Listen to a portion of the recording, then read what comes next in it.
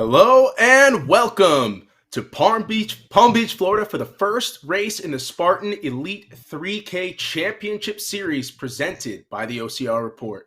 I'm David McGinnis along with Bracken Crocker. And Bracken, Spartan is back, but it is a bit of a different look this year. You know, it's only been 4 months since we've been gone, but it feels like we're coming out of COVID again. We have an entirely new season, new format, new athletes we're going to be seeing in a style of Spartan racing that we've never seen in a national scale. You know, it is a bit of a different race. We've seen this in a couple different ways. We've seen a preview a couple years ago in Jacksonville. I was actually a participant in that event, as well as in the Spartan Games. And we've seen this. A few other races have attempted short courses like this. We've talked about this for years. We harken back to the old Hobie Call Extreme Nation concept. That was the first attempt at OCR short course. And of course, we've seen it at OCR WC. But this is something that's been in the works for Spartan Race for a long time. We also had the short course run in Killington years back. You raced in that one as well. Yeah, we've seen this attempted before, but they've always been one-off events. Spartan Games, one-off event. You can't really point to a time that anyone in the industry has tried to make this a series and put it on a scale that Spartan's going to do right now. And Spartan has kind of been built on these grindy, nasty, gritty courses where you get into the suck and you stay there for hours. This is a departure from that. But do not think that that means that this will hurt any less. It's taken a 4-hour operation and it's combining all that hurt down into a 20-minute segment. And for those of you at home who don't know, this is actually going to be a series of races, as there will be qualifiers that lead into additional qualifiers that lead to finals. The qualifiers being a short, extremely short race, a single lap 1,000-meter qualifier, followed by a second qualifier, also 1,000 meters, and then finally the actual big show for all the marbles, 3K, 3 laps of this course. And that's where the real pain is going to start, because you're going to see insane speed through these opening qualifiers, and then you're going to see immense suffering for 3K. And I promise you, 3K is going to hurt tremendously for these athletes when they're going for it. It absolutely will.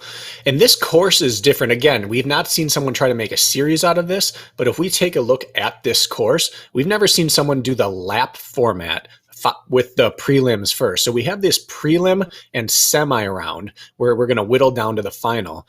And you can see that there really aren't breaks in this course. Right away, we hit a hill. Then we hit a carry.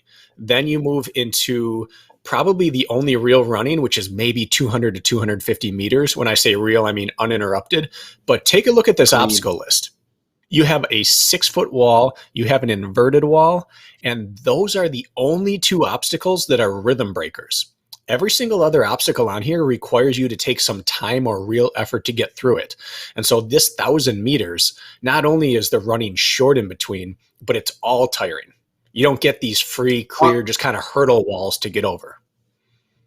On a single lap, none of this is going to particularly hurt. And so because of that, you're going to see the intensity level is going to be very high. The speed is going to be very high. But over the course of 3 laps, when you have a 6-foot wall, an inverted wall, and you're climbing all these things, you have rope climb multiple times, you have multi-rig multiple times, your grip is going to start to go a little bit. You're going to see the impact of those things really build on these athletes in a very different way than they would experience it even running a sprint course. Absolutely. And we haven't seen real parity in this sport ever because the courses lend themselves to certain types of athletes. If it's a 3-hour course in the mountains, that's the only type of athlete who can succeed. If it's a flat, fast 30-minute course, that's kind of the only type of athlete who can succeed. But here, 20 to 25 minutes, which is what we assume the final 3K round will take, is long enough that monster engines matter.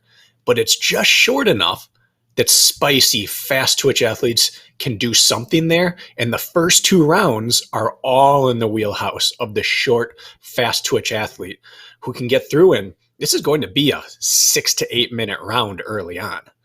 A fast twitch athlete can And let's excel at that, and they can punch their way into the final, which is something they could never find themselves in a position to do prior to this. And what's interesting about this is there is some real money at stake as well in this race. Now, in the North American 3K Elite Series races, you're going to see first place overall is going to get $1,500, second place $1,000, third place $500, and then there's a point series as well, and some decent money available as well for that. First place in that series is going to earn $5,000, $2,500 for second, and $1,000 for third. And the points, the structure is going to look fairly familiar to athletes. 300 points for first place, 264 for second, 236 for third, and so on down this list, as you'd recognize from before. So there's only 4 officially announced races now, and that means that every place really will count. Mm-hmm. And you and I both have a track background. And what we know about running rounds, that's what the running world calls prelims, semis, and then finals.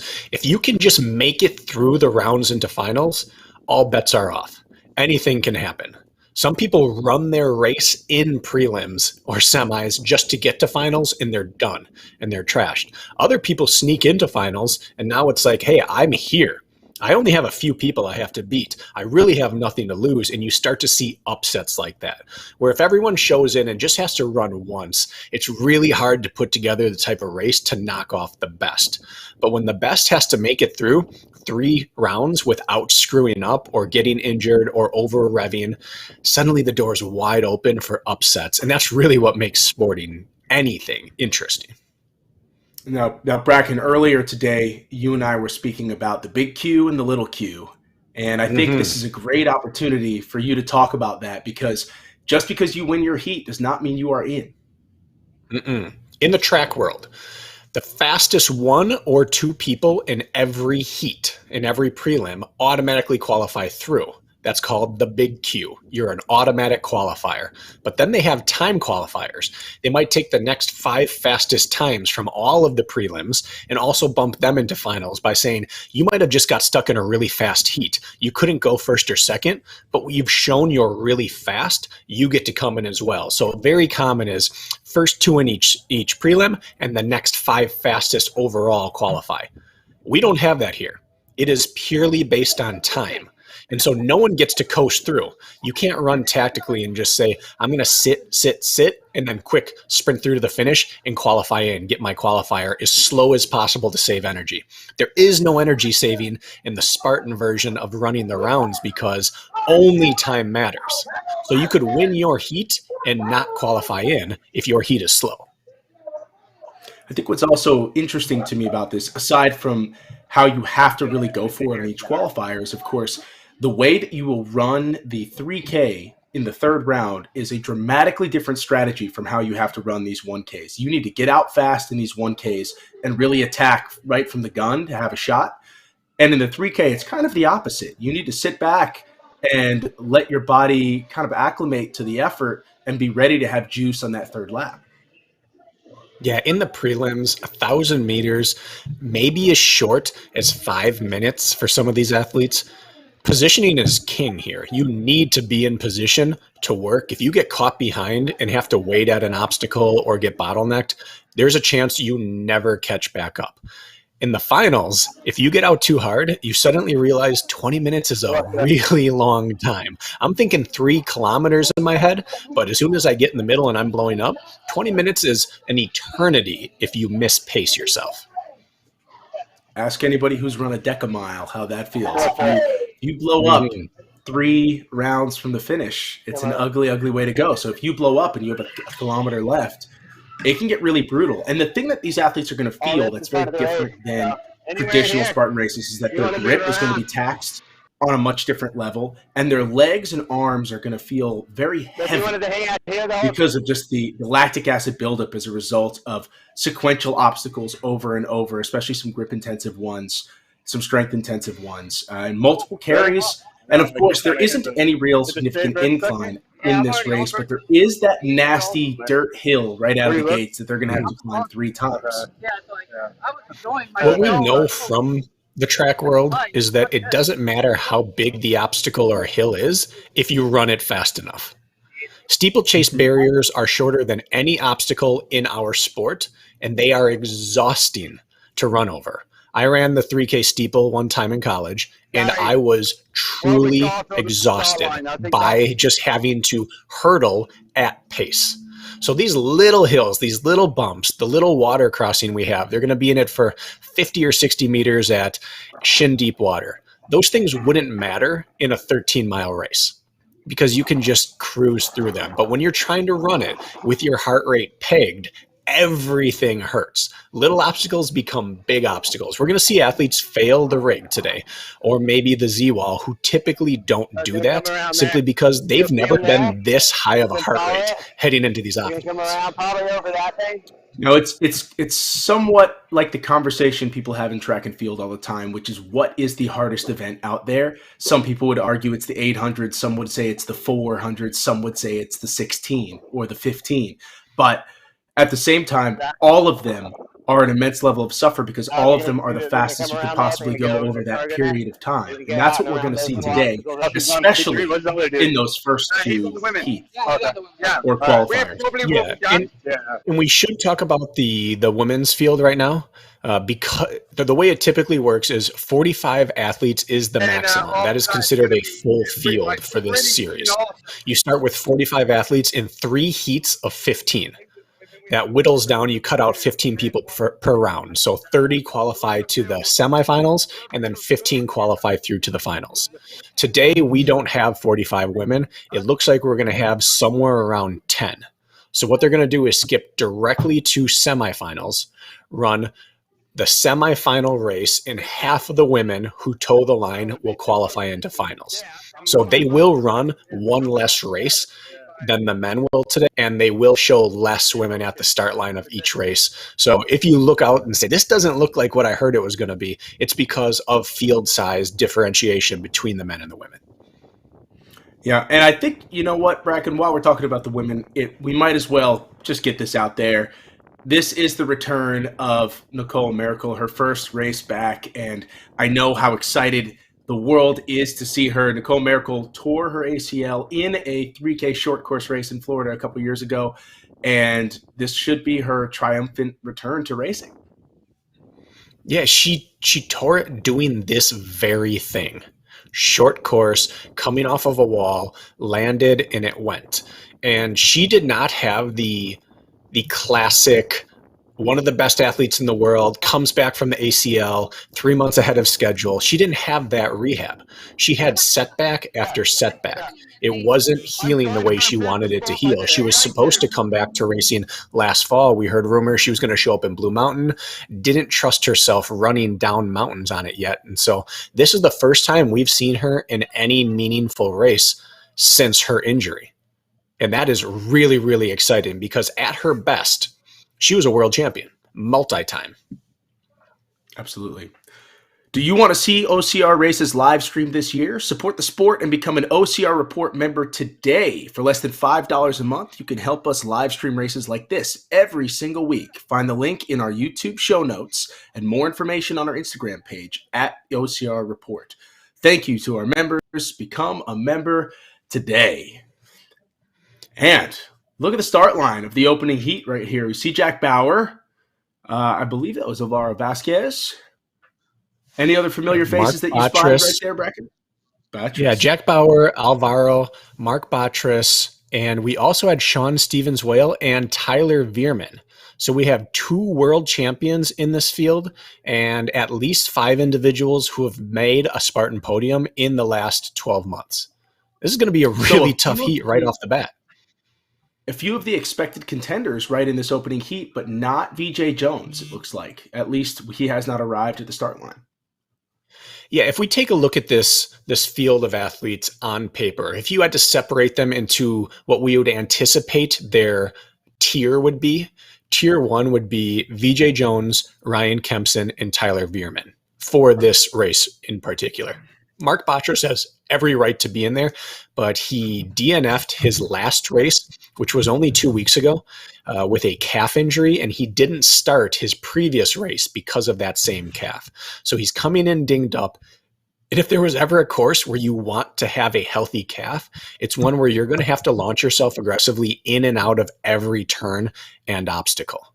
But we have two of our tier one athletes and the next best thing in it, in which a healthy bottress is tier one, all in the first heat.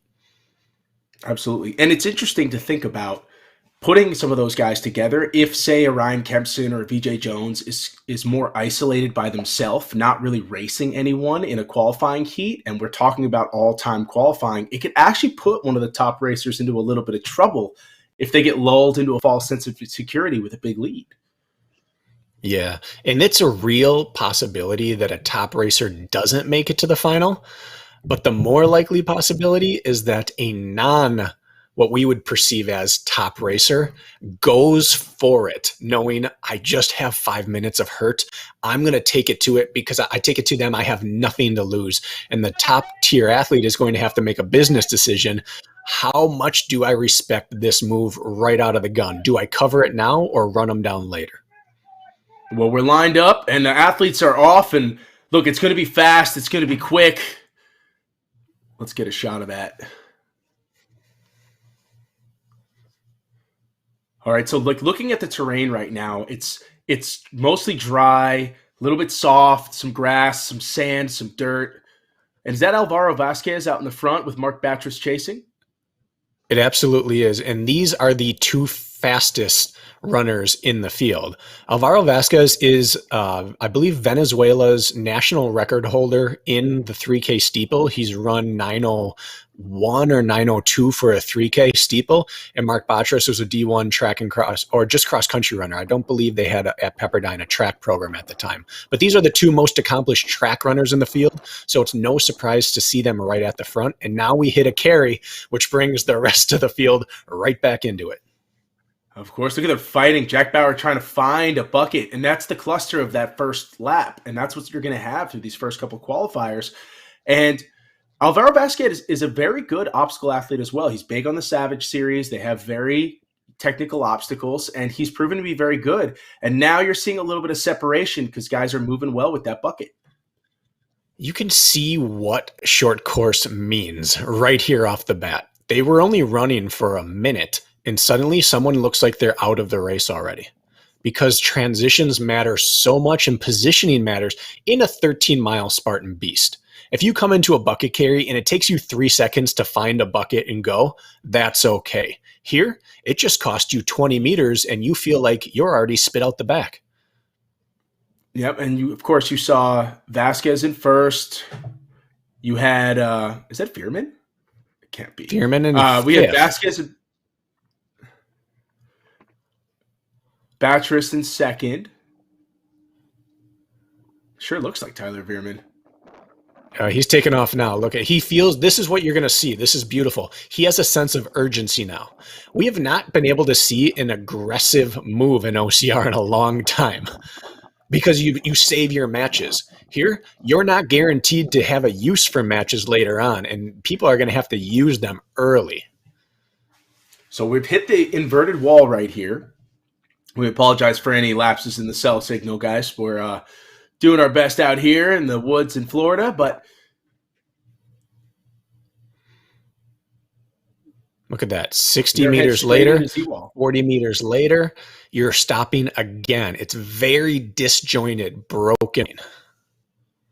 Now, Brackett, talk to the viewers here about what happens as Alvaro comes off of that Z-wall. What happens if an athlete were to fail the Z-wall right here?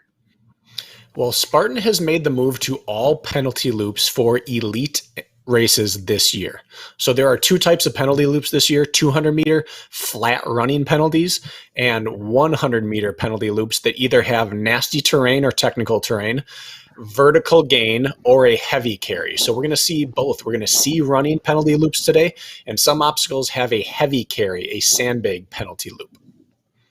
Look how hard they have to run through that about foot deep water, and pro move here by Veerman, just holding his hands a little bit higher, trying to keep him from getting splashed, keep him dry. We're already 3.5 minutes in to this 1K loop. So grip's going to be really essential as we come into the last few obstacles here. It will be. And I don't think we're going to see anyone fail out on grip Look at that move he made there. He Accelerating just hard. sold out on that. Yeah. Yeah, I don't think we're going to see grip get anyone on lap 1, but rushing might get them. If your hands are wet and you're rushing for a place, that's an issue. That's when mistakes are made. And Veerman has kept himself intact as they've hit the laser pistol portion of this race. Let's talk about how the laser pistol goes down in this event. New for 2023 is the laser pistol. We've taken this from the sport of modern pentathlon as we see Batras had moved into the lead and now another surge by Alvaro, who just has no lack of surging. This is the laser pistol is an electronic pistol, and you have, I believe, 30 seconds to make 3 shots. The penalty is if you can't do it, it takes you the full 30 seconds while you stand there. However, as soon as you have 3 hits, you're allowed to leave. You could be out in 2 seconds or you could be out in 30. So there's really like a 25 to 28 second swing that can occur on that obstacle, which you cannot make up in a 5-minute race. Yeah. Now, we saw that Veerman actually just got passed, and everything is really so tight and so bunched up right now. But rolling mud that many times up and down that at a dead sprint, that can really trash you. And that's what I think we're going to see over the last few hundred meters of this race is guys are going to start really suffering. They really are. And they're hitting obstacles that they're not used to working on. Rolling mud, you generally coast through it. Barbed wire crawl, you generally get through it efficiently. In this race, there is no spot to coast, and so they're forced to work pretty anaerobically on obstacles they don't have a history of working aggressively. We're at the multi-rig right now, Titan Fitness multi-rig, and that's Alvaro Vasquez just out in front of Mark Batras, and you can see a little hesitation out of some of the athletes now.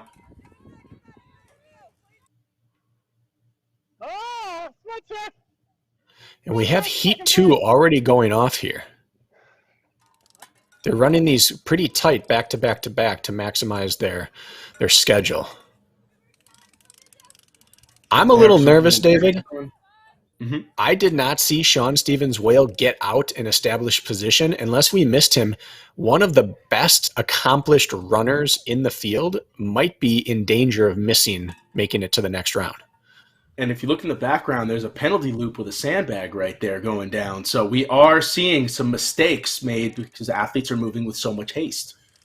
Steve Hammond got on course and immediately started adjusting this rig to make it a little different from what the age groupers are going to hit tomorrow, as we see Jack Bauer go through. And he set it up so that you can't really skip the difficult grips. You're going to have to swing from the ropes at some point. You can't swing past them and avoid it. Well, that looks like the stride of Mark Batras right there. Mark Batras is closing into the finish with Alvaro Vasquez just in front of him. That's it. 6 minutes and 6:55. 57 seconds. Yeah. 7-minute round. 6:57. And so if you think about this, look how close these races are, these finishes. Veerman getting nipped at the line. That could be a big deal. They look like Sean Stevens-Whale, and you saw Veerman do the Superman there, put his arm out across, which this isn't a torso-based finish line. This is where your timing ship rests, which so smart move to throw the arm out. But Sean closed that race off strong. He's in. 7 minutes of pain, and Veerman is on the ground just hurting. Now, if you talk about 3 laps of this, it's not going to be 3 times the time.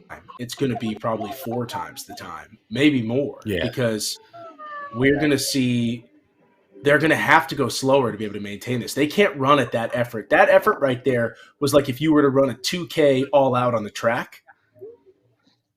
And now, look, best case scenario, you have 30 minutes to turn around before your next race. That's best case scenario for you. When is the last time, or Tyler Veerman is a world champion? Sean Stevens-Whale is on and has represented Canada on the national mountain running team and is a champion tower racer. When is the last time we saw a world champion on the ground after their prelim in a race? And look at it just shows what this race is going to do to you.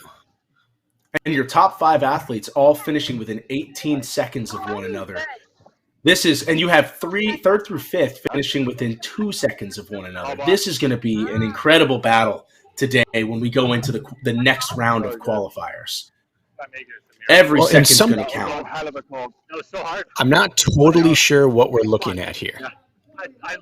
We see Tyler on here twice. Oh, we're starting to see updates now to this. Oh, we're Tyler Veerman's on there twice. Leon Kofed currently has a 10-minute course time. Mark Botras is on there twice. So I'm not entirely trusting these results, but as we see the second heat start to come through, we see that from the second heat, Manuel Defoe, who was the reigning fourth place finisher at the OCR World 3K, has already set the fastest time for the day. Yes, there's Leon Kofed on the ground right there. It looks like he hurt tremendously. There's Michael Suazo. So there's your boy, VJ Jones, right here. He's one of the heavy favorites in this event, but we don't know how serious he's going to take round one. It looks like they're launching athletes every minute or two. Yeah, if you had to start right from the beginning of the year and have an odds-on favorite to win the world championship at the short course distance, VJ Jones would be the clear favorite to do so. And today is our first chance to get to see what happens. Ryan Kempson just took it to him 2 weeks ago in a race, but that was a 10K race. We get to see what happens now when they enter VJ's preferred wheelhouse.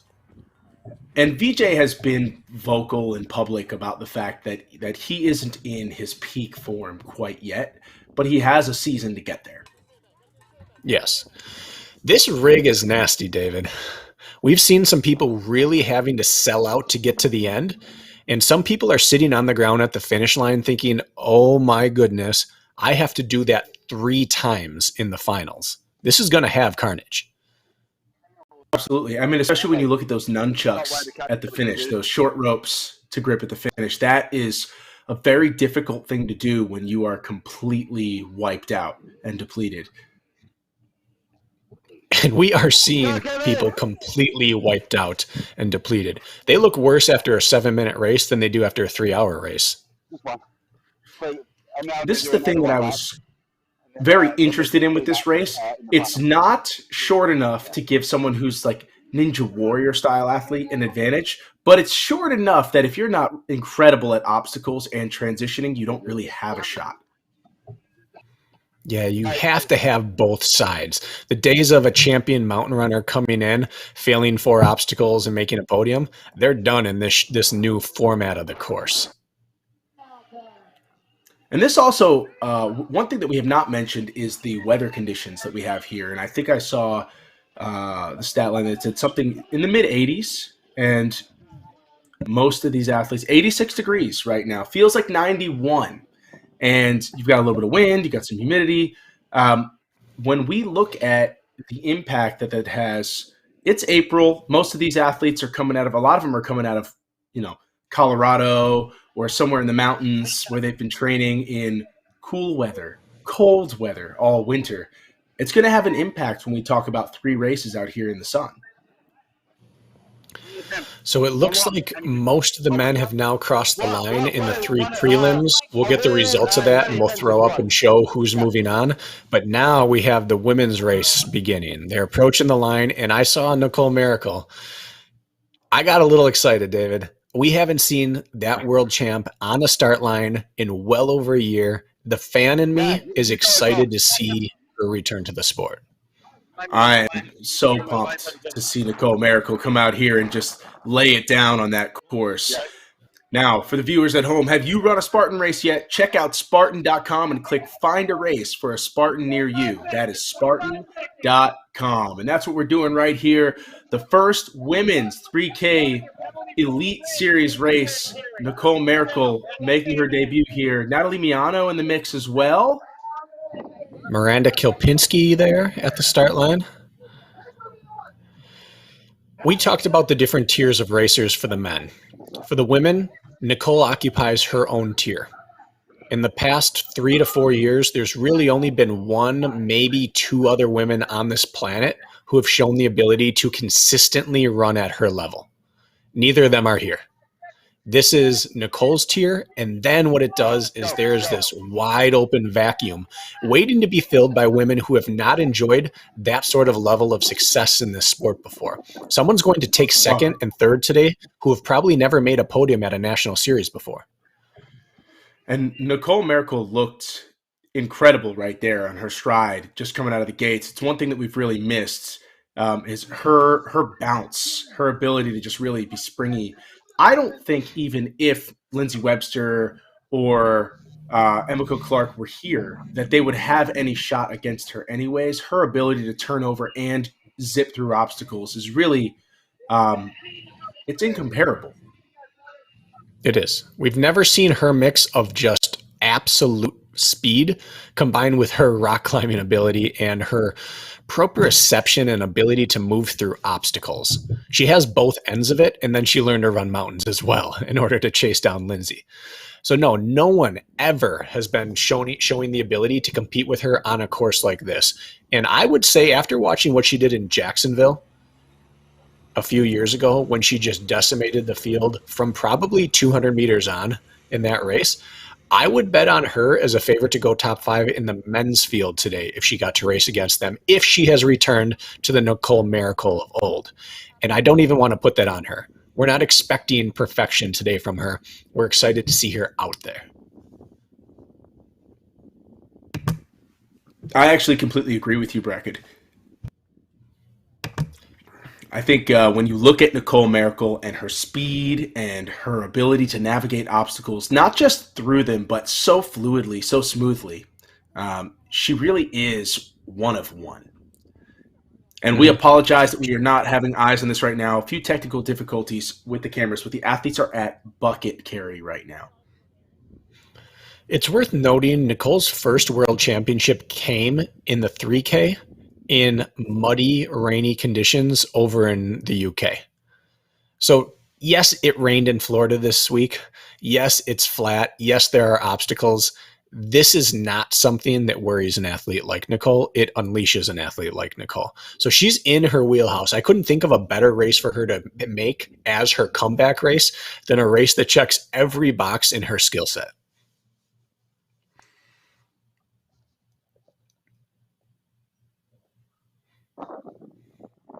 We seem to have lost that camera again, but we will have eyes on again momentarily. Thank you for your patience for those of you at home.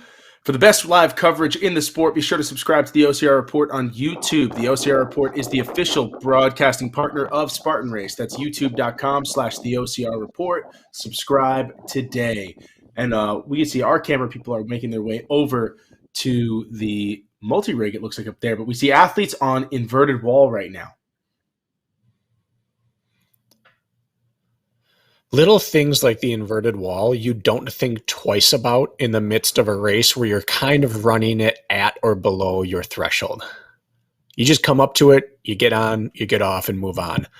Most of the time, athletes don't hit this at the type of speed and heart rate. I've said that before, but this is one of those obstacles. You never think twice about it, but when you're trying to launch yourself onto it, you realize, I don't think I have a technique for accelerating and attacking this obstacle. Inverted wall actually can be fatiguing. Z-wall is an opportunity for them to catch their breath, but they can't relax there because it's such a rush, it's such a cluster at that point in the event. I love that they've included some water on this course. Not enough to make it the focal point of the race, but just enough to, again, throw off the rhythm of everybody. And 3 laps of this, not going to feel super great. Classic. I believe Florida this is venue right here. Oh, Nicole looks fantastic coming out of there. Running out of water is an exhausting thing. Yeah. But it's Nicole Miracle, and then it is the rest of the field. And what you're seeing right now is a cluster of athletes near the front of that field, and Nicole Miracle in a league of her own. And it's exactly as we expected it to be. Absolutely. There's Miranda Kilpinski flying through. Miranda really is an underrated OCR athlete. And she'll tell you about it. She is someone who has shown up at the Spartan Stadions. She's shown up in other race series where she has a complete package now. She is later to the game, but last year she won the Killington Beast. That's not a course you can win if you have not seriously improved your running ability. So I'm excited to watch her in a series that really pays homage to her roots, but also showcases the fact that her engine's improved. And we have Nicole Miracle already making her way to the rolling mud. She's the only athlete there right now, but she is zooming through it. She's at 5 minutes entering that thing. She's going to go through a dunk wall and have a barbed wire crawl. I don't think it's out of the question that she goes sub 8 minutes on this opening round. I don't think so either. It's extremely possible that she ends up in the top 5 to 10 of the men's grouping because she doesn't have that much left in this course. She's about 5.5 minutes in right now. To me, if she crosses the finish line in this first heat, it's a success. She's checking the boxes. She's proving that she's ready to be back and competing. As someone who has gone through knee surgeries, I can tell you that it doesn't matter how well your rehab is going until you actually return to sport, do the thing that hurt you in the first place, which in her case was dismounting a wall, landing and accelerating. Until you go through and actually do it, you can't really get rid of your final mental scar tissue. I'm just so excited for her to check that box in her rehab. And she maintained such a level of positivity through that entire process because it's an incredibly hard thing to miss a season and a half, which is essentially what she did, almost 2 full seasons. And yet she kind of kept her nose to the grindstone, focused on her rehab and recovery, worked on a lot of her other skills that she could focus on, which is something that we tell our athletes all the time. Focus on what you can do, not on what you can't. And look at that big landing. This is exactly the way she hurt herself, was falling off an obstacle, or dismounting, not even falling off, dismounting an obstacle like that. Did you notice how deep she took that landing? She squatted all the way down, landed as soft as possible. 2 feet soft. This one as well. There's that little bit of mental scar tissue that she's got to break through, and she's doing it. This is exactly how you get back, and look at her out here unchallenged again. And yet people aren't that far behind. Someone just came through. That's 12 seconds, 15 seconds. If she needed to do more, if she needed to be quicker through those dismounts, I think she would. But Nicole is, I think, content to go win this heat and go into the next round having felt out a lap on this course. Absolutely. Again, this is the perfect welcome back to racing scenario for her. Do the things she knows the best, the things that if we have a slip right here. And look we have multiple women out on the penalty loop. And here comes Nicole Miracle crossing the finish line, just over 8 minutes to that line. So I would say a great debut. Welcome back, Nicole Miracle. From champion to injured, and now she's beginning her return. Her quest championship started today. This is it. Now, David, we're seeing a timing mat right here on screen. Then we have that sand line, and I didn't see a timing mat underneath the arch. It doesn't mean there isn't one there. I'd love to get word on where the actual finish line is according to the timing chips. We saw Tyler Veerman and Sean Stevens-Whale lunge across the actual archway at the end, but I think we should find out exactly where the finish line is. I agree. And you're seeing these athletes are not at a dead sprint coming across that line. They are hurting. They are gassed. That's Julie Best there coming in. Is that correct? She looks strong finishing. Miranda Kilpinski out of the penalty loop onto the rope climb. That'll be very disappointing for her. She still can get through on time. It's a costly mistake, but I think right now she's kind of in a dogfight because you have only half these women getting through. So it's possible that only one of these two is going to make the final. So right now they cannot hold back. It's going to be a war to see who's going to claim that last finishing spot. Yeah, and with that big Q, little Q you talked about, okay, I fell off, but I'm still in whatever position. No, every second counts. It's not just beating the person next to you. You can't ease off if you get past them or if they get past you. You have to race the clock all the way in. It's the only way to punch your ticket is through the clock. We have only one women's heat. So with the women, it actually is about who you beat and who you don't. That's also true. That's true. And right here, it's going to come down to a last sprint. Who was going to be more aggressive off this obstacle? And you could see a massive difference in how hard to take it. They came on together, and there's a gap now. Mm-hmm. Yeah, the rig coming off that bar in the middle of the rig and going to 3 straight ropes. Those hanging ropes are not as simple as they seem because they're waxy. They're coated with some sort of waxy, plasticky surface, and that is extremely slick and hard to grab onto when it's dry. You add in sweat and having gone through a dunk wall, water running, and rolling mud, and now it becomes very, very difficult. And they had 3 waves of men go through there beforehand and leave some perspiration, some mud, and some water on those ropes. Those ropes are not a gimme. They're not a gimme. They're not. No, of course not. And what we're seeing right now is almost 11 minutes right here. 11 Is minutes that for Natalie 1 Miano? kilometer. That's Miano. And we're seeing gaps of 3 minutes. 3-minute gap on 1,000 meters of running.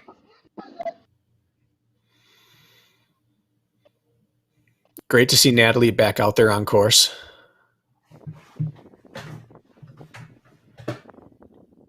We see people heading on over to the penalty loop. Yeah. So there will be a great deal. Here's another penalty loop. Just taking the penalty and just moving on. So we're seeing the carnage of what 1,000 meters can do to these athletes. And now the men have to turn around and get back out on that course again shortly. This is one where if you have some background of competing multiple times in a day, you have a leg up here. Otherwise, you have to have practiced this, because that feeling, which you and I as track athletes understand, getting done with a race where you sell out to get across the line, and then you have to immediately turn, put aside whatever just happened, and go totally into recover and prep for the next one, especially these athletes knowing I got 20 to 30 minutes and I'm going again. That is a tough ask of you mentally and physically, especially if you don't have any framework to look at and say, hey, I've been here before. I know it feels terrible, but here's my process. So you see Nicole Miracle with a dominant opening heat, followed by Yanka Pepova, Julie Best, Bernice Barrera, and Miranda Kopensky. So Kopensky's probably going to snag that last qualifying spot. Yeah, if they send 5, she's in. Bernice Barrega is constantly one of the top 2 women in Mexico. So she came across the border for this race. One of the only international athletes we've seen here, maybe the only on the women's side. Julie Best looked fantastic out there. Her stride looked fantastic. And Yanka Popova has been top 5, top 10 at multiple world championships. She's the real deal. And she also is an international athlete who's come over from Europe. And the men are already lining back up, it looks like. They are, and you're seeing it's really That's like not 20 minutes. The creme de la creme now. So you're seeing Veerman, you've got VJ Jones. I have not seen Kempson yet. Is Ryan Kempson still going to be here? Unless he snuck through without us seeing, I didn't see. Now, Jack had a tough prelim, but he has made it into the semi. Yeah, I'm worried for Tyler Veerman. Now, he is a 24-hour race champion. He's an ultra champion, but he was flat on his back 8 minutes ago. He's also been very good at OCR World Championships. He has a championship there as well. Yes. Want to race with the mud? Check out DecaFit from Spartan. 10 functional fitness workout zones with running in between. Find out more at deca.fit. And honestly, we were talking about the ability to turn around and race again. If you run at a Deca weekend and you have to race a Deca Fit, a Deca Mile, a Deca Strong, or Deca Teams all on the same day, multiple events, that's emptying the tank and having to put yourself back together. That can be incredibly tough. It's good prep for this.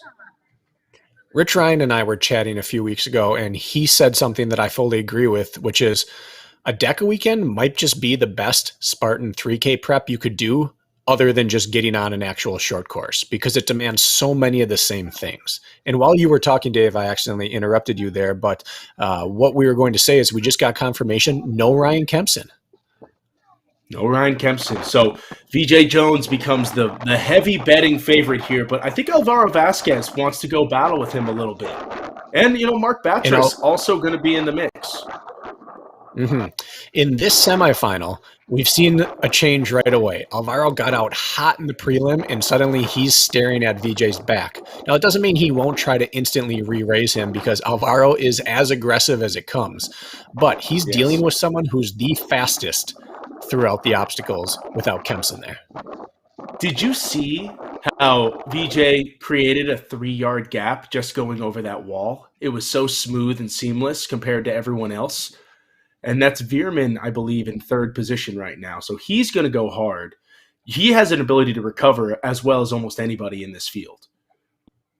He does. And in what happens when you have someone like VJ up top is it's almost like a traffic jam or someone hitting their brakes in traffic. When he accelerates over, it creates a little gap and the second person's a little slower and the person behind them comes in a little slower.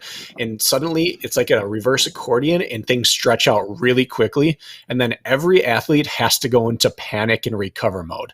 And just like falling in a race, you cannot let yourself get disjointed from the pack, but you also can't make it up in the next 100 meters. Playing catch up is a really delicate dance, and you don't want to have to do that. No, but if you're Alvaro Vasquez and you led the first heats for a while and you battled hard, it would make a lot of sense for you to just sit on VJ Jones right here. You know you're at the front. You know you're in a qualifying position. You don't have to overwork. You'll work as hard as you can to stay with him and guarantee yourself a spot into the finals. Absolutely. And if you are running behind VJ and you can see him, you're doing well. You're in position to do very well. But Alvaro has been notorious in this sport for leading races and having something happen. He's gone the wrong way. He's failed obstacles. He's run out of fitness. If I'm Alvaro, I'm looking at it and saying, listen, I've been shown I can run with anyone for 20 to 30 minutes in this sport. If stuff happens after that, well, there is no after that today. So he should show up here with a lot of confidence, knowing I don't have to get to my weaker areas. I get to only use my strengths.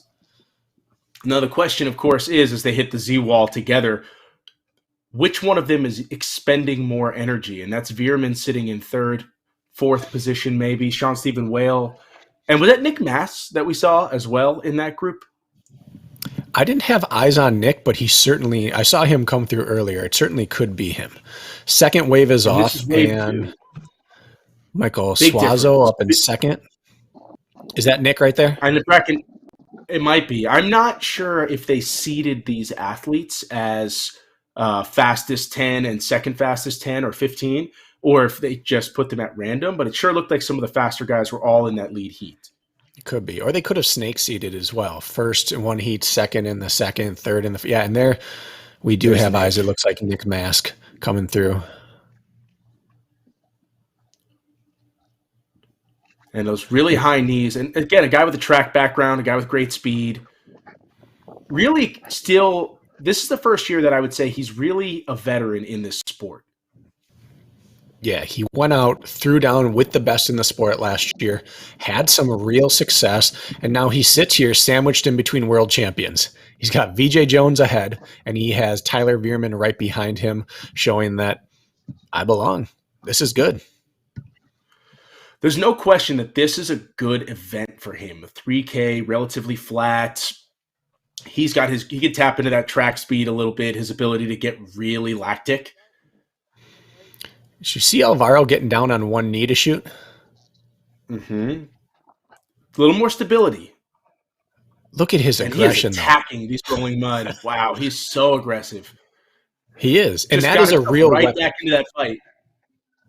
That's not a weapon in a 10K super or a 13-mile beast.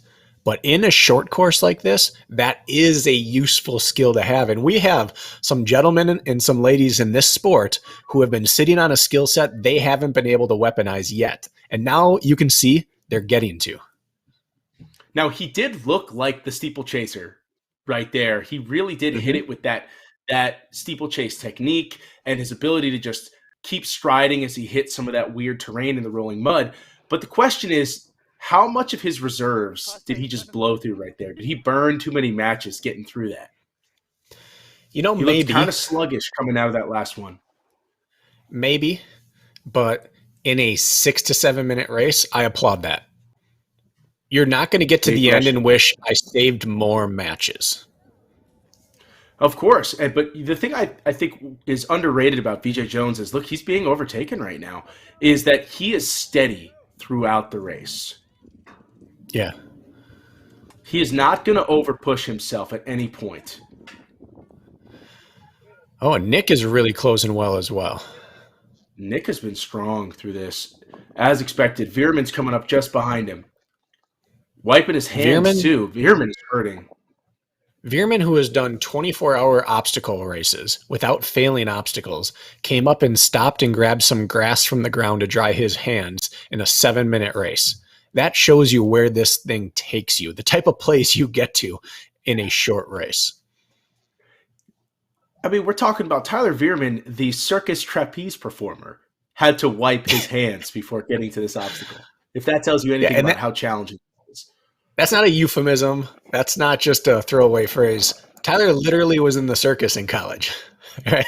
That's the skill set he's paired with 24 hours of fitness and a 15K world championship title. And VJ Jones looks very comfortable as he rounds the corner, and he's going to come in and take this heat. I don't know if that will be the fastest time overall, as you're seeing some real effort out of these guys. They know every second counts. That's a hard finish. That's Nick Matz right there, trying to squeeze his way into the finals. Only 15 make it, and you look at it and say, come on, you're in third place, shut it down a little bit. Chances are he's fine. But you'd rather arrive to final a little bit fatigued than miss final because you pulled up a little bit. And you're seeing Veerman pull up a lot right now. Is that, I think, Sean Stevens-Whale behind him? No. Not Sean Stevens-Whale.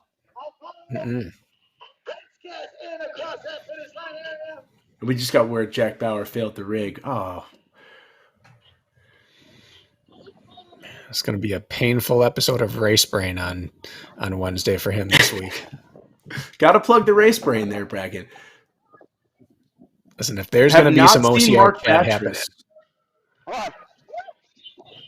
No, I have not either, but I believe he was in a second wave. Here he comes across. Yeah, here he is. With Speak of the devil, Leon right on him. With him. Mm-hmm. Leon lost that red shirt.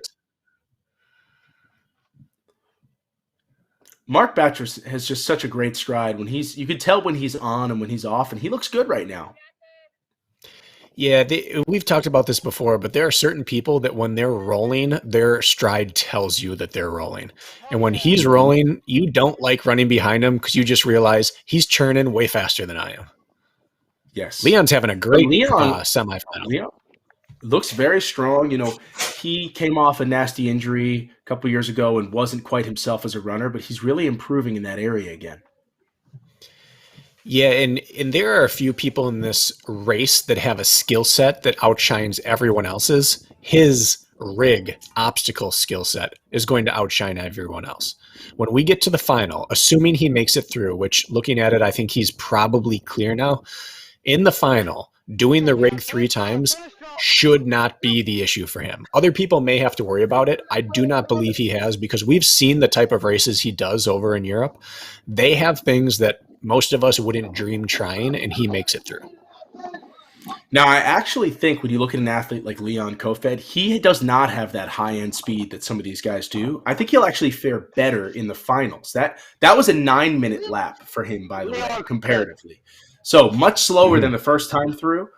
We're going to be looking at potentially a 30-minute finish time for some of these guys, and that's a very different race. Yeah, I mean, if you're putting together a 9-minute semi, you might be lucky to break 30 in the final. And what's going to happen is you're going to see 8 minutes because there was a delay from the second. He's in the second heat, so you're probably correct. 8:30. But still, yeah. And that was my mistake. But you're right. It's going to be closer to 30 minutes. And this is what I was trying to explain to some of these athletes is like the way you run these first 2, you have to sell out. And on the third time that you race, you're running 3 laps. It's almost like a different sport entirely. The way you even train really for a race like that is completely different. Completely different race. It would be like asking a runner who specializes in the 400 to all of a sudden race the 5,000. Oh. And we've got Steve Hammond on course with some updates. Steve. Now I have to win.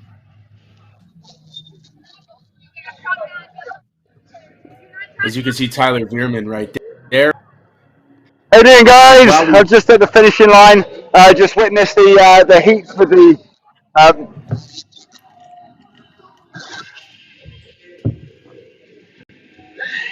How we Go on, doing, Steve. guys? Well, I'm just at the finishing line, just witnessing the. They're absolutely knackered coming across this 1K course. Absolutely fantastic scenes down here. We saw really strong performances by BJ, Tyler Veerman, Manuel Defoe. All look out for those guys in the final. It could be really, really, really tight. Very excited to see what's going to happen here for the men's. Stay tuned. Now, Jason, do we have updated finishing results that we could possibly take a look at? While we wait on those, it is worth noting that we have seen some athletes go faster in round 2, and we've seen some athletes get significantly slower. VJ went quicker in round 2. Alvaro went quicker in Not round 2. surprising. Other people really tailed, and that does not bode well for finals. Look at Manuel Defoe again. You're looking at Manuel Defoe just a few seconds ahead of VJ. So they're going to have a fun battle, as well as Alvaro Vasquez. And Nick Matz, you're looking at 4 athletes within 11 seconds, 10.5 seconds of one another. 18, 20 seconds. Look at this. To 6th place, 20 seconds. That's the gap. That means any of those 6 men really have a shot in the finals. Yeah, we talked always in the Spartan of old, as it seems now, that you just want to stay within burpee range. Stay within 90 seconds, maybe 2 minutes of the leader, and you've got a chance. You've got a prayer. Well, the same thing applies now. Not 90 seconds, not 2 minutes, but if you can stay within 15 to 20 seconds, all it takes is one slip up and you're right up there. And that's not even failing an obstacle. That's just slipping up and having to go slower on it. And so we see we're going to have 10 athletes that all come in thinking, hey, I've got a chance. I could win this thing. Absolutely. I mean, it's just 15, 20 seconds. And then if you look at that second tier of athletes, there was another cluster from 7th to 11th or 12th place that was all spread out by about 10 seconds as well. So again, like if you want to get those points, if you want to give yourself a shot, you could be 10 seconds slow and lose any shot of having significant position in this series. You could be 10 seconds faster, and all of a sudden the points that you gain are massive in the grand scheme of this series. Now, Jason, are we able to see that graphic again, please? Because I'd like to take a look at the second half of that list. But we saw Jack Bauer not make it into finals. And Jack Bauer is someone who has multiple podiums, has done well. He made it to the DecaFit World Championships. He qualified in as one of the top 15 athletes. And he's someone that didn't make it through. We have Ethan Brown just scraping by. And he's someone that has already won races. Ethan Brown's multiple podiums this year, and he scraped in. So what happens in this point series this year is that you can go home empty-handed. Last year, it was really hard to go home empty-handed. You could come out, have a decent race, and get a couple hundred points, and you're still in the mix. Here, Jack's going home with no points, which completely takes him out of the point series unless he's willing to travel again and put a new race on his schedule. And that really changes the dynamic of a series. And again, looking at that position 7 through 11, what a cluster that is, 9 seconds. And they just informed us that 9 men are going through to the finals. The plan is 9 men. So if you're Michael Suazo, you just missed making the finals by half a second. Oh, that's gut-wrenching. Now, I assume they told the athletes beforehand because we have less than 45. We're not going 45, 30, 15 from prelims, semis, into finals, but 9 qualify. So I was incorrect. Ethan Brown didn't scrape by. He missed it. Only 9 qualify, Sorry to interrupt you, Bracken, but this is our women's final. You have 5 women on the line. We did not see the results completely of the previous heat, but Nicole Miracle obviously coming in as your heavy favorite here. This is a 3-lap race. All right, so we can see we have Nicole Miracle. Nicole Miracle, Julie Best, Berenice Barrega, Miranda Kilpinski, and I didn't see, could we get a flash? Do we have who the 5th person is? The 5th athlete out there? While we wait for that, Bracken, I just want to point out that the only athlete who is running this as if it is 3 times longer is Nicole Miracle. Every other person is hammering right now, and it is going I'd to be say a Julie world Best. of hurt. Julie Julie Best is Best as running well very, very as hard. she looked great in her prelim or semifinal, and hopefully this is her not falling apart. This is her hanging out a little bit. I would love to see her sit back a little closer. I think there is that feeling that a lot of athletes get. I'm running with Nicole Miracle, and there's a lot of confidence that you gain by running with an athlete of that caliber, and it can lull you into a false sense of security where you expend way more energy than you should trying to stay with that person that you should not be trying to run with this early. Mm-hmm. Well, we're going to have a very interesting race. Is there a chance this gets spread out so much that there are no moves made on the third lap, or do you think that position 3 through 5 are going to hang together? It's hard to say. I think this is going to be a pretty big spread because you're going to see gaps form in the first 1,000, and then it's going to get a little uglier in the second, and then full explosion in the third. And I believe we have Steve Hammond ready for an update. Steve.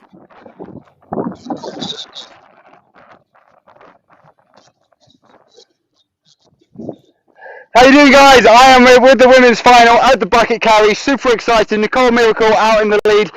Yanka Popova, who was my favourite to start, she's in second. We're going to see how it unfolds. They've got 3 laps of this grueling course. It's going to be brutal. There lots going to happen, as we've already seen in the 1K. But Nicole Miracle is just... And we've got Yanka Popova and a whole host of people. Barara in third place and Mirinda in fourth. Here we go, guys. It's very exciting. I better run. Well, thanks, Steve. And one thing that we're going to see is athletes that went out a little hard, they're going to start hurting about now. And this is a long way from the finish line on a 3-lap course. It's just a very different race than a 1-lap course. 2 things, David. First of all, you're absolutely right. Back in college, we used to do these workouts where we would have to run a semi-time trial, and then we'd get what our coach called full recovery and then run the rest of the workout. And the max distance that you could do, or the minimum distance that he considered full recovery, was 10 minutes. And generally, it didn't feel like full recovery. You were able to work pretty hard, but 400 meters into that second rep, you realize this is going to be a long one. These women have barely received 10 minutes rest in between prelims and finals here. And now they're out there hammering. Second thing, they're in the order you would expect it based off world podium and national podium experience. You have the best in the world, Nicole Miracle, followed by the second best on paper in this race, Yanka Popova, and then Bernice Barrega, Mexico's champion here, in third and closing the gap. And right now, 4 of your top 5 women all on the Z-Wall at the same time. So you have a really interesting competitive battle for podium positions. It's just that Nicole Miracle is just head and shoulders above everybody else. She really, really is. And she, for a second there, it looked like Yanka could be closer to Nicole than anyone would be to Yanka. And Bernice said, I'm not having that. And Miranda Kilpinski, she is sitting there in fourth, knowing she just has to hang on and wait for one little mistake up there. Because she could play spoiler to what people would have, in Vegas, would have predicted the top 3 were going to be. She's in position to be that person to pull an upset. And in a race like this, you may look like you're super far behind, like you're way out of it, and all of a sudden the wheels just start falling off people. And it could be their grip, it could be their legs, it could be that they just cannot sustain this level of heart rate in this kind of heat. And all of a sudden you're in the mix again. And so the one thing that I tell athletes all the time is just keep on grinding, because all of a sudden you could end up right back in the mix. Yeah. And it looked like Miranda Kilpinski had an issue back there. Maybe I'm wrong with that. But this right here is the equalizer. Because you can catch up to someone having put in no more effort than them right there on the laser pistol. If someone just is having trouble holding their hand steady and hitting their 3 shots, you can eat into the lead better than you can on any other section of the course.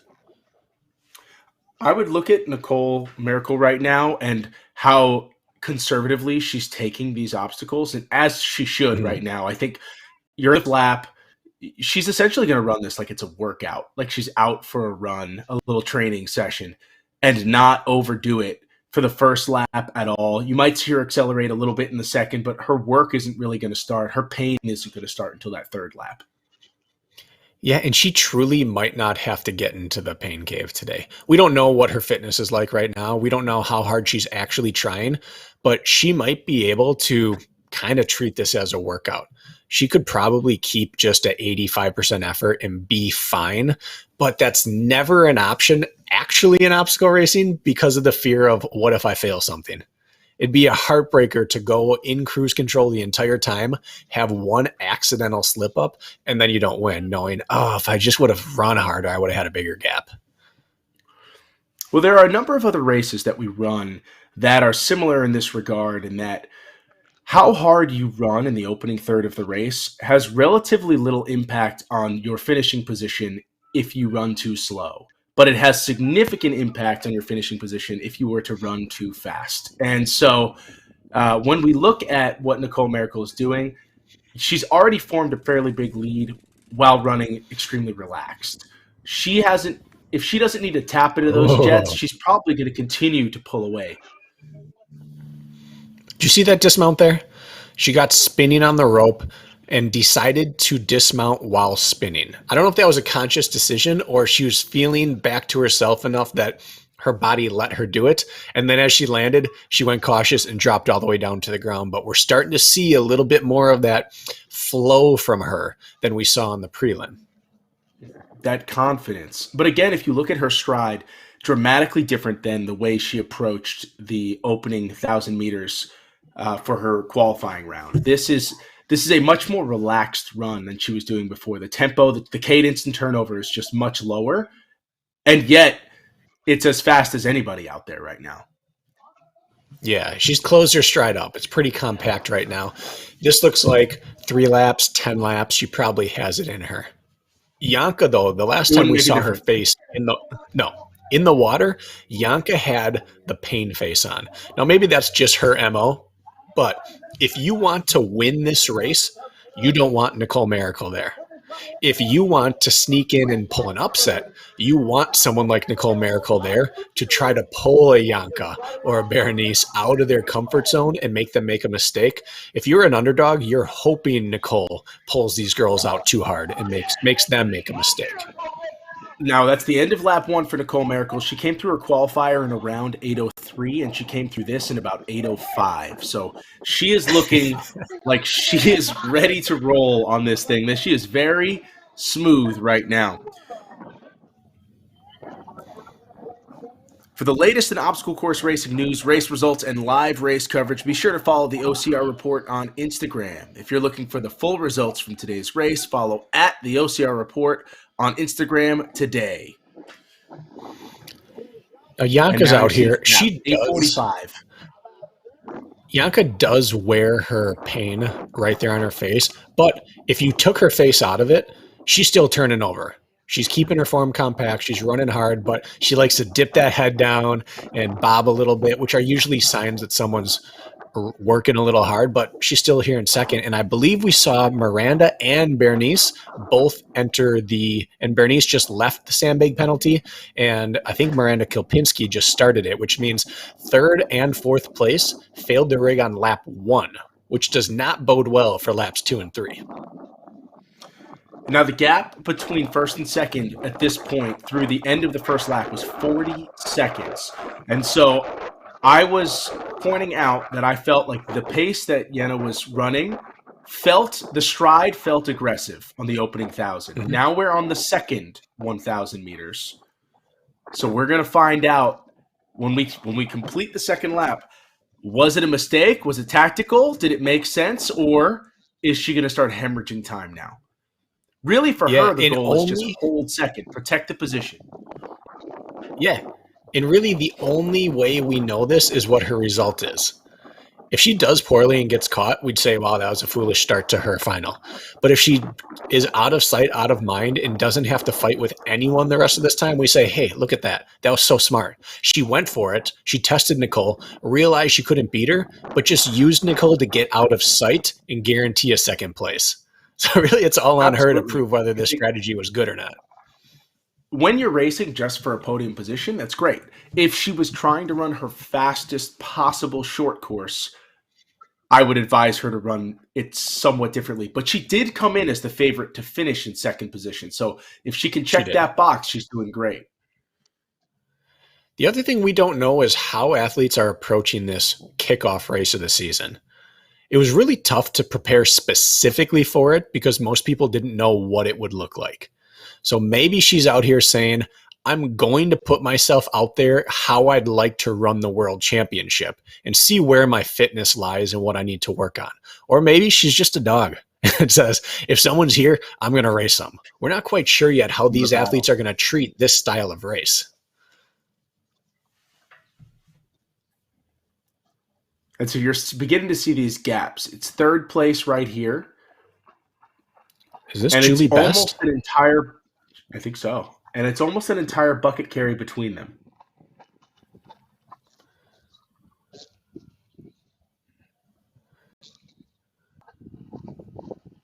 If that's Julie Best, that might mean that on that penalty loop, she passed Bernice and possibly Miranda.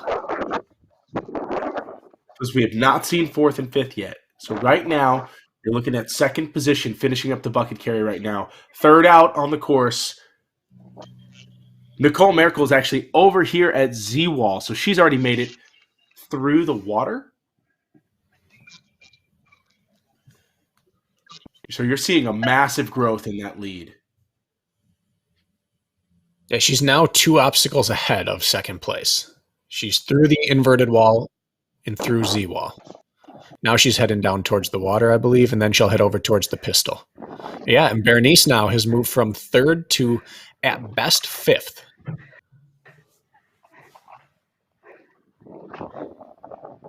Having some trouble there with the And bucket. look at the struggle with the bucket. The level of fatigue. We've already completed this lap once just 10 minutes ago, and yet here she is not remembering which way to run. This is the race brain really kicking in. It is. And again, it speaks to, I don't want to oversell this point, but this is the sport. This is what happens when you get really, really, really fatigued and really anaerobic. It's very difficult to execute both physically and mentally. I know that there are a lot of athletes out there that were very upset about the transition from traditional Spartan race courses to this short course series. But this actually is a very challenging race and a very fun event. I think there are just a number of athletes that were not prepared to train for this style of race.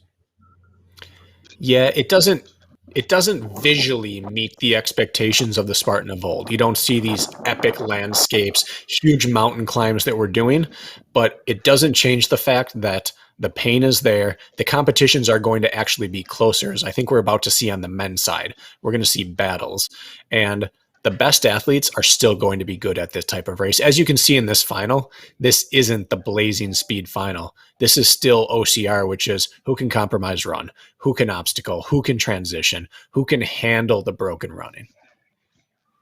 Exactly. And it's going to be very uncomfortable. When Nicole Miracle, I would say, looks almost identical to how she approached this on the opening lap.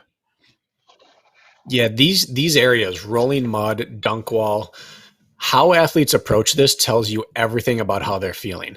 It's really tempting to walk at the top or to slow your steps. If you can keep your cadence quick going over and through and out of these, it means that you're still on it. When you see athletes start to walk into it, walk out of it, crest the top of it and kind of sigh and relax, that's when you know that they're not really in race mode anymore.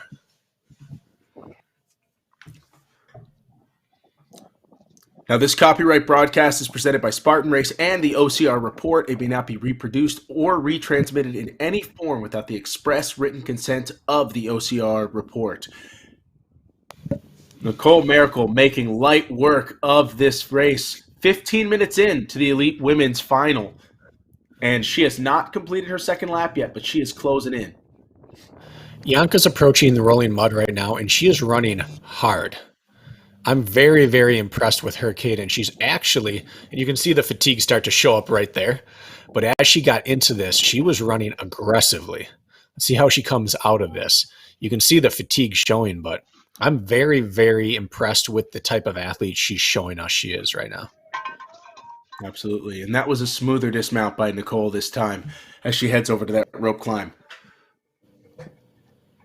Now remember, she came through at about 8:05, and now she's at about 7:40 so far for this lap. So it is slower, but I believe there is a little bit of extra transition time in there from lap to lap as compared to just running one single lap. Yeah, and what we know about her is that she's probably the best off the line that we've ever seen in the sport, men or women. Yes. She just has that. I mean, she, again, D1 track runner. She was a steeplechaser. She gets off the line. Steeplechase is important to get out and get into position and then settle in. She has that just ingrained into her at this point. So her starts are always going to be quicker than everyone around. So there's a chance she's running the same general cadence now, just without her first 200 meters. And you see a lot of people, they pay the price for a hard start. She is not one of those people. No, she's not. She's really a marvel athletically because she has all the makings of a massive engine athlete. She can start hard and not blow up. She can surge during a race and not blow up. She can make aggressive moves, and yet she's a relatively low mileage, low volume runner, which you rarely see have those type of characteristics. And so we put her through at about 16:55 or so through her second lap, and the beauty of this is she just went 8:05, 8:50 or 8:45, somewhere in that realm. And look at this. Looks like we're going to see a leap for the bell. She's not even worried. Look at that. She's not even going to attempt the ropes. And and Janka, again, she is top 5, top 10 in multiple world championships, and she's already to the point where she doesn't want any part of the ropes. That was an impressive lache. Like that, it's a ballsy move because if you miss, all of a sudden you're taking penalty laps. And I think she said to herself, I don't want to mess with this. I know I'm confident in my ability to use those hips to swing through. And you see Bernice Barrega there coming through, hugging the sidewall. That's a cagey move. Janka stays on it. Pain on her face. Janka does, but she is hurting. I think every single person in this race is hurting quite a bit. Oh, yeah. There's no comfort. The only person that we could maybe accuse of being at all comfortable would be Nicole Miracle. And that's the type of comfort that only exists in sport, where in any other walk of life, if you felt the pain she's feeling, you'd say something's wrong with me. But in the middle of a race, she could maybe say, I'm somewhat comfortable with this feeling. I typically argue the person who wins a race never hurts as badly as the person who finishes second or third. Those people are fully empty in the tanks. They're using it all just to be where they are. And after seeing Nicole's flying, and after seeing how Janka approached lap 2, I'm very intrigued to watch her rig the third time through. And we just got word that Miranda Kilpinski has dropped from the race. If that tells you how bad they are suffering right now. That's a nice looking stride right there. Bernice is very impressive. She had that early. Now, she failed this obstacle last lap. You can see she's taken a little extra time here, but she failed an obstacle, got kicked way back, and she is still attacking, which is the only way to race, right? You either attack or you drop, which we saw Miranda do. She chose, I don't know if it's injury, fatigue, or frustration, but in a 5-person final, she decided the points weren't. Oh my goodness, she sold out. She sold out, and she did not get the bell on that. Did they give it to her? No, they didn't. So she's taking that penalty and a tough fall on her face as well. But the way she attacked, I mean, that was an example of it. She went for it, and she is attacking the runs in, I'd say, a way that reminds me of Alvaro, in that she really does surge those runs. Yeah, she's showing grit right now. Sometimes that first race of the season isn't about your result. It's about how you work. And she's showing that, all right, chips are down. This is not how I envisioned it all winter long when I was prepping for this. But she's still out there attacking, even though her goal is up potentially out the window. And you have to respect that in an athlete. Absolutely. Anyone who's out there attacking it this hard at this point in the race, they're suffering tremendously. And there's something I really appreciate about an athlete who's willing to just sit in the pain cave and just keep charging. As we see Nicole Miracle really looking smooth. I feel for Miranda. I hope she's healthy. And if she is, I really hope she doesn't regret dropping out. Now, I've dropped out of – I took a lot of flack one time. I dropped out of a world championship race before the finish line because I didn't think I could make the obstacle, and I was embarrassed in the position that I was in. And I lived to regret that. And you know what wasn't on the line in that race is series points. And we saw Miranda in a different race series last year get very frustrated with the point series and the rankings. Well, this was her chance to put herself in the driver's seat with only 5 women making the final. She was guaranteed of significant points. And the only way to avoid getting significant points right now just happened. That's true. It just goes to show in a point series, you have to play the long game. As Nicole is already back in the water again. Nicole in Florida just seems to add up to blowouts. She did this in Jacksonville. She's doing this in her comeback race. You could argue Lindsay's not here. You could argue Emma's not here. They had the opportunity to be. You can only race who shows up. And she has pretty good competition. Janka is legit. Janka is proven on an international stage. There's one athlete that I would love to see race Nicole Miracle on a course just like that, and it's not the athletes you mentioned. It's Rebecca Hammond. Her ability to turn over on flat terrain and complete obstacles at a relatively high level, I think she's built for this 3K short course as well. We've seen them race each other on 3K short courses, and Hammond was beating Webster as well. I don't think the sand of that course made it possible for either of them to run at full capacity. Jack Bauer just put up a stat showing the years that the men and women of the sport were competing. And it kind of blew my mind that Rebecca had 2 total years of OCR. 2 total years of all forms of OCR and only a year and a half of Spartan. Kind of crazy. Can you think of anyone who's had such a lasting impact on what we believe to be our sport in such a short amount of time? The amount of times we say, man, I'd love to see Rebecca Hammond in this series is mind-blowing. The one male athlete that I think of when I say, I wish I could see this person racing is John Yatsko. Yeah. I would say that's an accurate comparison. Now, Nicole is to the point here now. She could fail it, do the loop, try it again, do another loop. She has this race won, barring injury. I don't even want to put that out into the universe, but at this point, this is a victory lap for her. She did it. Now, I don't want to say completed, but she completed the first stage of her comeback. This is a massive celebration for the sport as a whole right now. Welcome back, Nicole Miracle. You're finishing in that last lap with this massive lead, and she's taking it easy, as she should.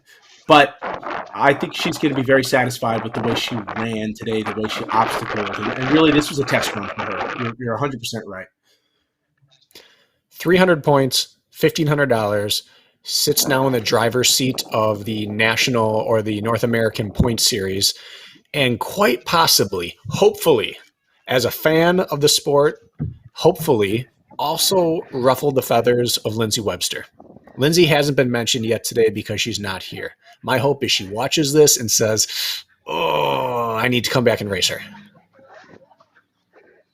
Exactly. We'd love to see that battle, of course. I'd love to see Emma Cook Clark turn the corner when it comes to her obstacle proficiency, because we know her ability as a runner is up there with just about anybody. She just gallops. Yeah. Nicole has used three different tactics across the rig today. It looks like she's practicing. The first time was very, very controlled. The second time she took a chance and swung. And now this time she kind of did a midway through, and now she's hitting the gas. And I'd like to point out that at no point in time did I feel like on this 1,000 meters she was really pushing. I don't think she went out of the gates as hot, and she ran very consistent times, 3 consecutive laps, and that is the way to race this on a 3K version. There is Yeah. nothing worse than going out hot and dying slow, and she did this exactly as she was supposed to. Consistent, consistent, consistent, just smooth. And you're right. This is the celebration. Nicole Miracle, welcome back to the sport. You are the champion of the Palm Beach Elite Series 3K. This is an amazing comeback. Welcome back to the land of champions, Nicole Miracle.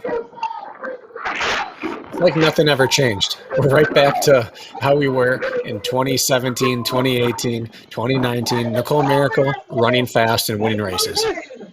You know how good that feels for her to run across this line and be in first position, to win a race when you haven't even had a chance to win one for 2 years, and to be training and just grinding, but not getting to use that fitness in an actual race, and the build back and the doubt of whether you'll be able to get back to that place where you were before, and then to win a race is an amazing feeling. I've had setbacks where I've been out for 4 months, and coming back feels incredible. I can't imagine what 2 years feels like.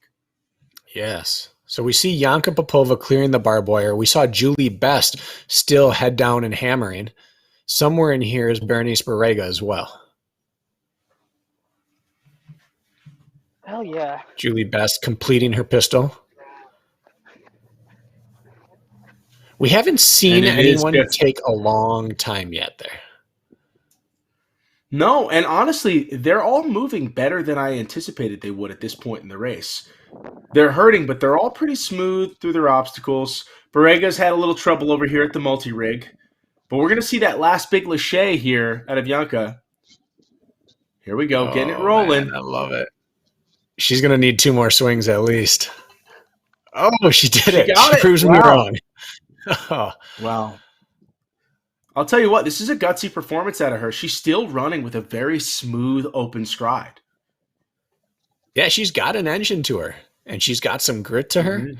She kind of reminds me of Hunter. She puts the pain face on early, but doesn't change her cadence. Doesn't take her foot off the gas at all. Now, that's a nice-looking stride as she closes in on the finish. She had speed, and she held it.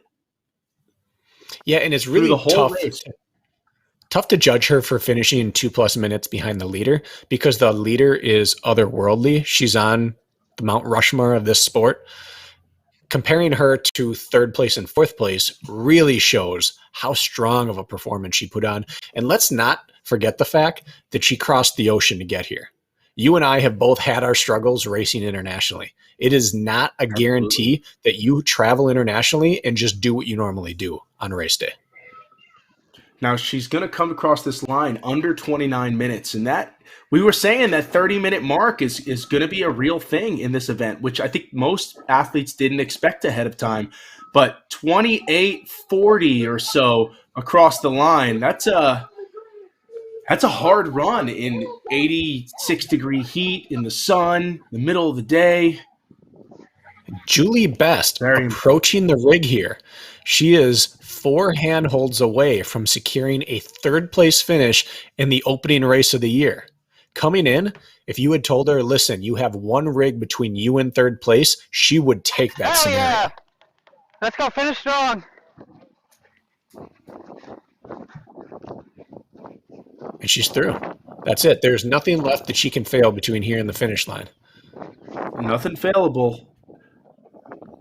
But you still have to gut out this last obstacle, like one last rope climb when your arms are just sapped. And she's there. And now it's just a run home. Get over that wall. Get over that A-frame cargo net. The longest 100-meter stretch of any track race is the final 100. It takes you a lifetime to get down that final 100. This stretch here, she's clear, she's free, she has nothing she can fail, and she cannot get to the finish line fast enough in her mind. But I hope she can enjoy this a little bit, because this is head and shoulders above any performance we've seen her put up in this sport. And it was just a prime opportunity to get on a podium, stand on a podium with one of the greatest champions this sport has ever seen. And that's an accomplishment. It's not just getting on a podium. It's who you get to stand on it with, too, that really does make it special. And so right now, you're seeing Julie Best running this thing home, open that stride, kick it to the finish.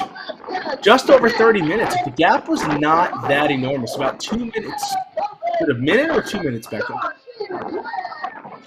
2 Julie minutes Best back with her first national or North American Series podium of her entire life. This is a huge moment, and she did what was available there. Someone is going to be in position to be the breakthrough athlete. She was also the last person to the first obstacle. That should be a lesson for how this final can be run. She didn't do anything crazy. She worked her way up, and when it was time to capitalize, she executed. The men are now on the line.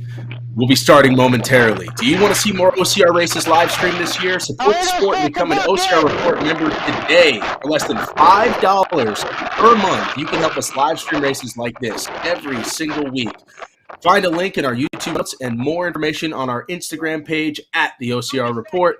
Thank you to our members. Become a member today. And Bracken, we are now at the big show for the men. 3K.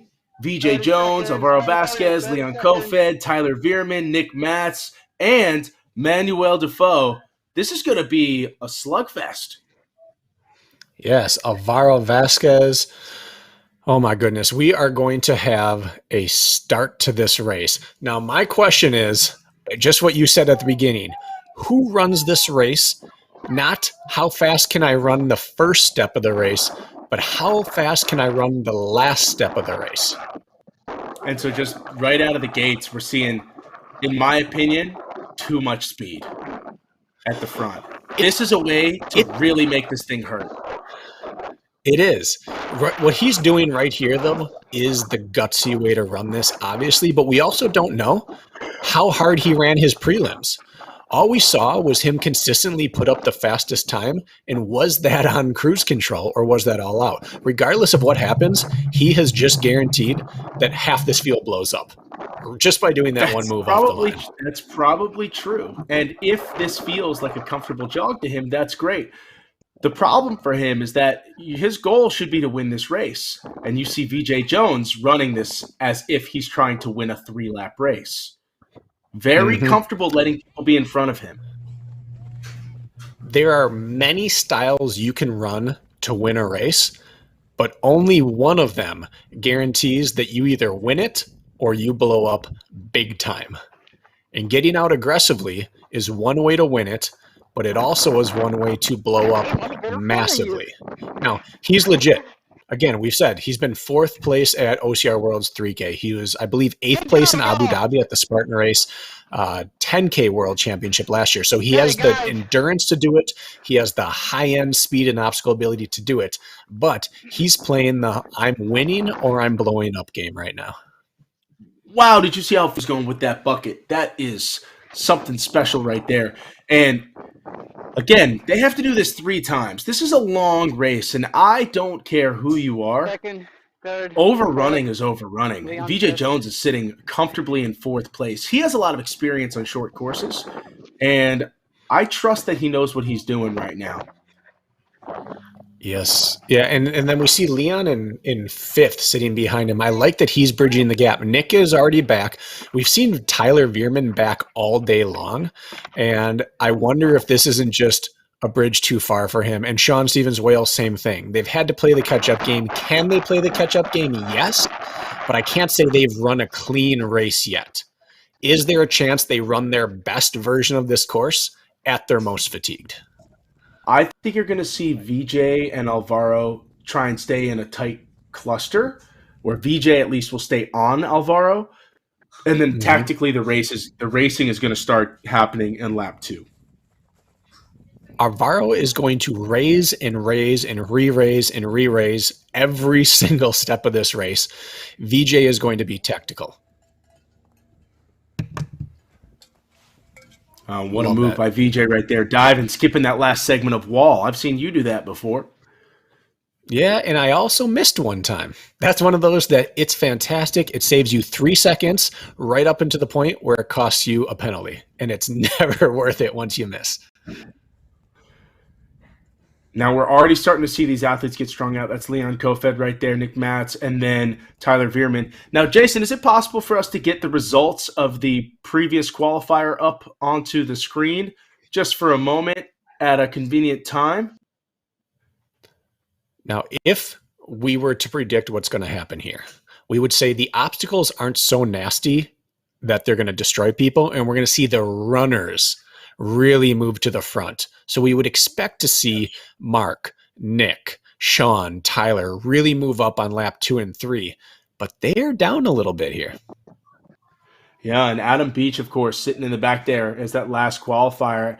And he's going to try and mix it up because I think he sees this as a chance to beat a lot of the big boys today.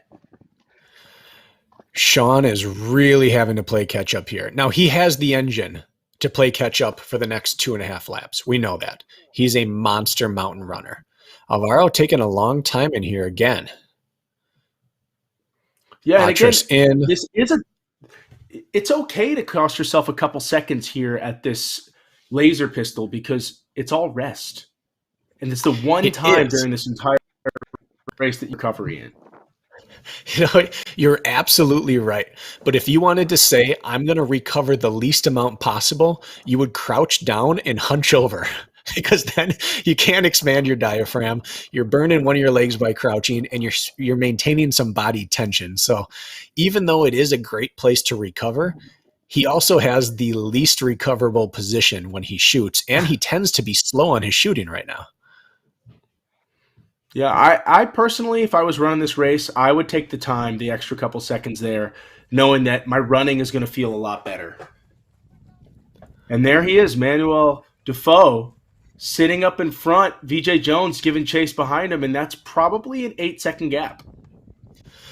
Now, I believe Jack Bauer said this guy just ran like a 1:13 or 1:16 half marathon, which not setting the world on fire, but is fast enough for any sort of engine you would need to make it through. But VJ Jones says, I see your engine and I raise you obstacles. You can run fast if you want to, but I'm going to obstacle right back into it, and I'm going to run hard the last lap. If it's a 1:13, I'm pretty impressed. If it's a 1:16, it's a decent half. He has a nice stride. He's light, he's lean, and he's good at the obstacles. But VJ Jones is an absolute killer when it comes to the short courses. And my money's on him until he cracks. You know, mine is too, but right now I'm buying Manuel Defoe. What he just showed me there, coming off the rig. At the end of this lap is when you know you've made a mistake or you haven't. And he was running very aggressively, and then he actually ran with those pitter-patter feet up the cargo net, up the A-frame, rather than that kind of laborious march walk up it. You can't fake that. If you're not feeling good, you wouldn't dare run up the A-frame because it's very costly. I believe Manuel Defoe is without question going to finish in the top 3 based on how he's running right now. The only question is, tactically, did he give himself a chance to beat VJ Jones? Or is he just going to say, VJ, if you want me, you're going to have to come get me?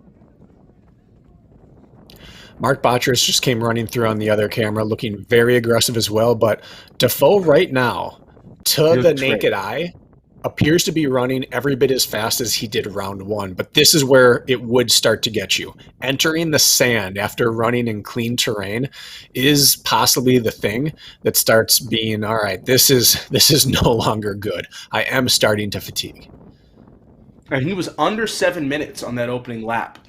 So he was running about what he did that 1K at the first time and the second time, where he went about 6:40, 6:45, somewhere in that realm. But VJ is closing the gap. VJ's now within 2 seconds of him. And that is the thing that I would be worried about if I was Manuel Defoe, is that VJ Jones has been stalking me the entire time. It's not that I don't feel good. It's that VJ is hunting me while I've been trying to pull away. Mm-hmm. If you're going to beat VJ in this sport right now, at this 3K, you're going to have to outrun him. because you're not going to be faster on, through, and off the obstacle. And you're probably not going to outcarry him unless you're maybe like the number 1 or 2 carrier in the sport, because he might be number 3. So if you're going to I would beat say him, he you is have to out-carrying outrun him right him. now. He might be. I would say But he is out-carrying him, but you're right that like you're not going to out-obstacle VJ over the course of all the obstacles. Your best chance is to put so much pressure on him that you crack him. yeah, and that hasn't happened. VJ has maintained on all the runs, ate into it a little bit on the rig, and in theory, he has another gear waiting. Now, maybe Defoe does as well. We don't know. We don't get to watch him as often as we've watched VJ in our time. Well, right now, again, I'd say VJ's No, he did. comfortable with this deficit. It's probably 5 seconds.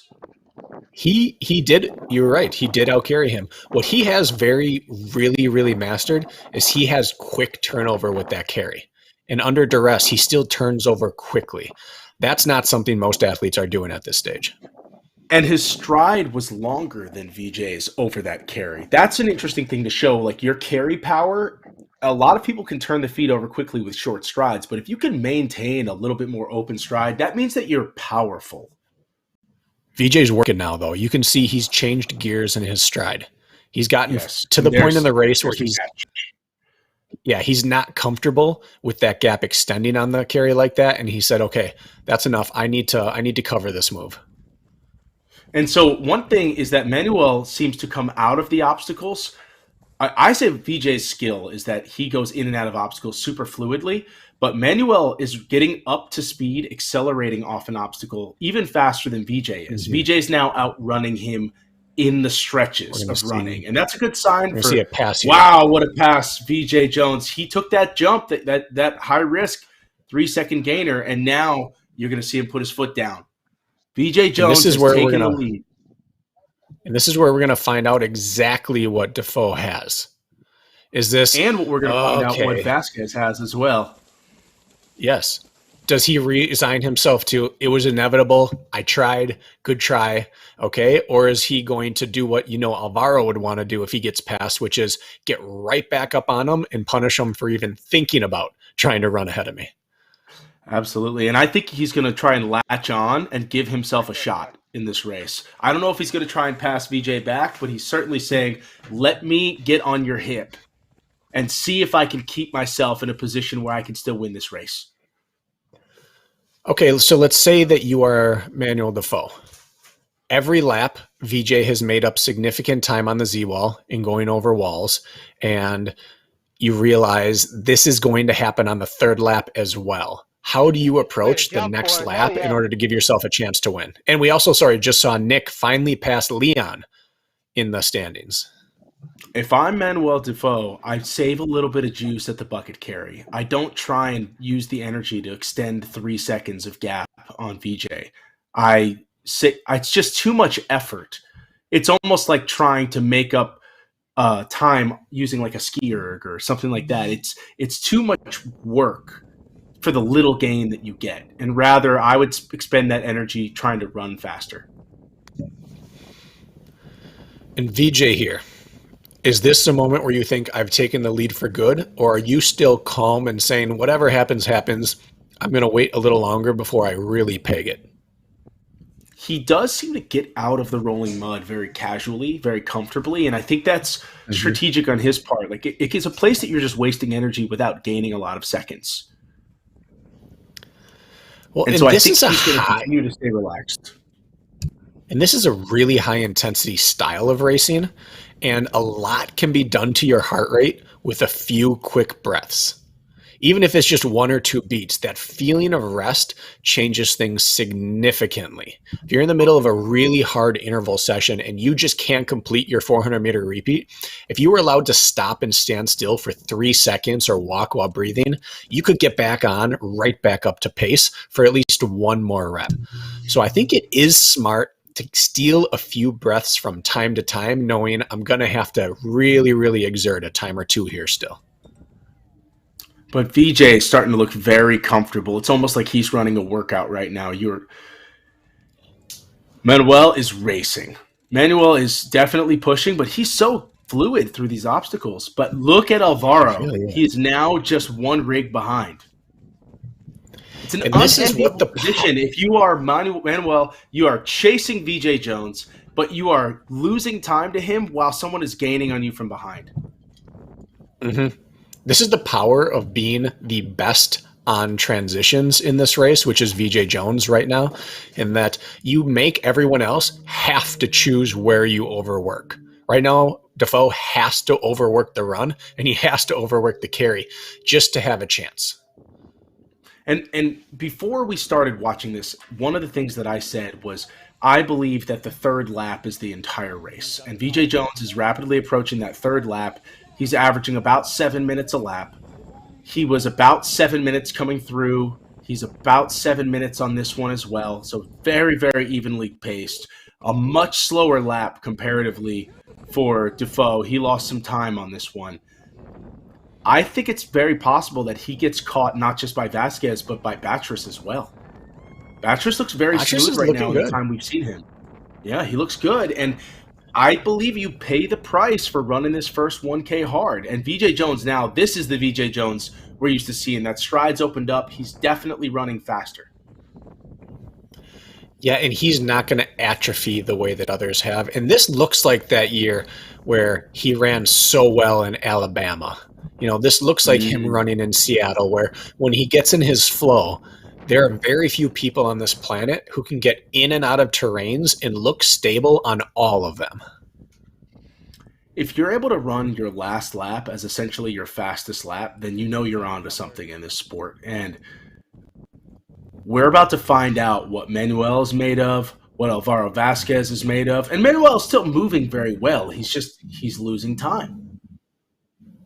He really is. Again, just like watching Yanka chase Nicole, you don't necessarily need to judge him against VJ. Look who's behind him. You have world champions behind him still. Oh, he's running great. I just see Batris is charging. He's got a deficit of at least 30 seconds. So I'm not sure he'll catch him, but he's certainly going to give it a go. Looks like about 12 seconds-ish on the gap from first to second right now. And I didn't see Vasquez. Is it possible that he failed the multi-rig? Because I have not seen him in a little bit. Yeah, it is very possible. Tris certainly seems to be in third place right now. That's the vibe I'm getting right now, is that Mark Batris is now – and when you move from fourth to third because somebody who's been outrunning you fails an obstacle, it does give you that boost. He's still in fourth. We're getting up fourth for Mark. Look at Manuel, though. Oh, VJ. Manuel, both of them. It was VJ before, it's Manuel now. And VJ has got another gear to that bucket carry that he didn't send on the second time through. You're seeing VJ open up a little bit more on that carry. Let's go see if we can get another clock on this. He's catching breath right there. He took his time finishing that out.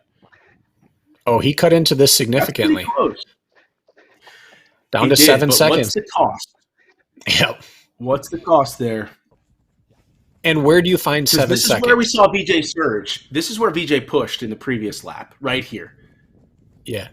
And we've seen in Jacksonville, in Alabama, Jacksonville again, VJ is as good in and out of the water as anyone. It's weird to say his water running is such a weapon, but if water running exists and you're good at it, it's a talking point. And we've seen him come out of the water in Jacksonville before and put the hammer down, and he's doing that here. His most dominant races have all been in Jacksonville, Alabama, some of these really flat courses where there's just no hills to really sap his strength. It's not that he can't climb, it's just that his best skill is flat ground running when you talk about his running ability. But this is still a dogfight. Like, VJ Jones has to be careful here that he doesn't let Manuel in, and of course that he doesn't fail anything. But he looks like he took his foot off the gas a little, looked back, saw Manuel, and said, oh no, I need to start pushing again.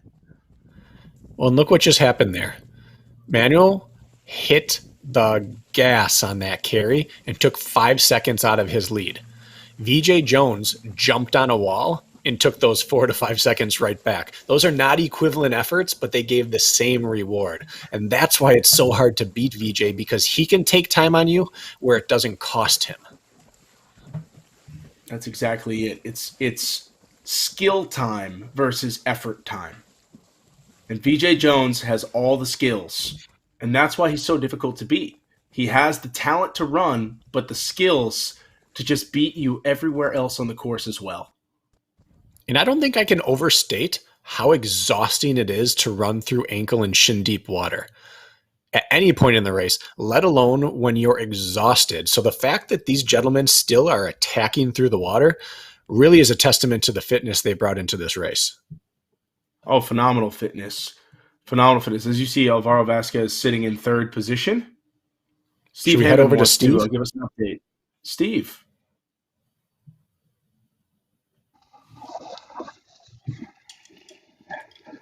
Hey guys, I'm running with Manuel. Unfortunately, he slipped off the Z-wall, so he took the penalty loop. Quick update, so Manuel is now in 3, Alvarez is in 2nd. I keep running.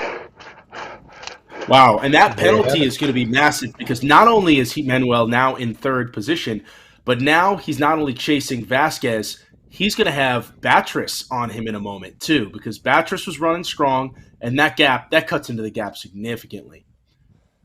This is what we talked about at the start of the show. Very few of these obstacles would challenge these athletes of this caliber in a standard race. But if you get tired enough, high enough heart rate, with enough oxygen debt, you can't execute well. And we just saw a world-class athlete fall off the slip wall. I'm sorry, not the slip wall, the Z-wall. I also want to point out how fast these guys are going. They're not even 20 minutes in, and they're almost done.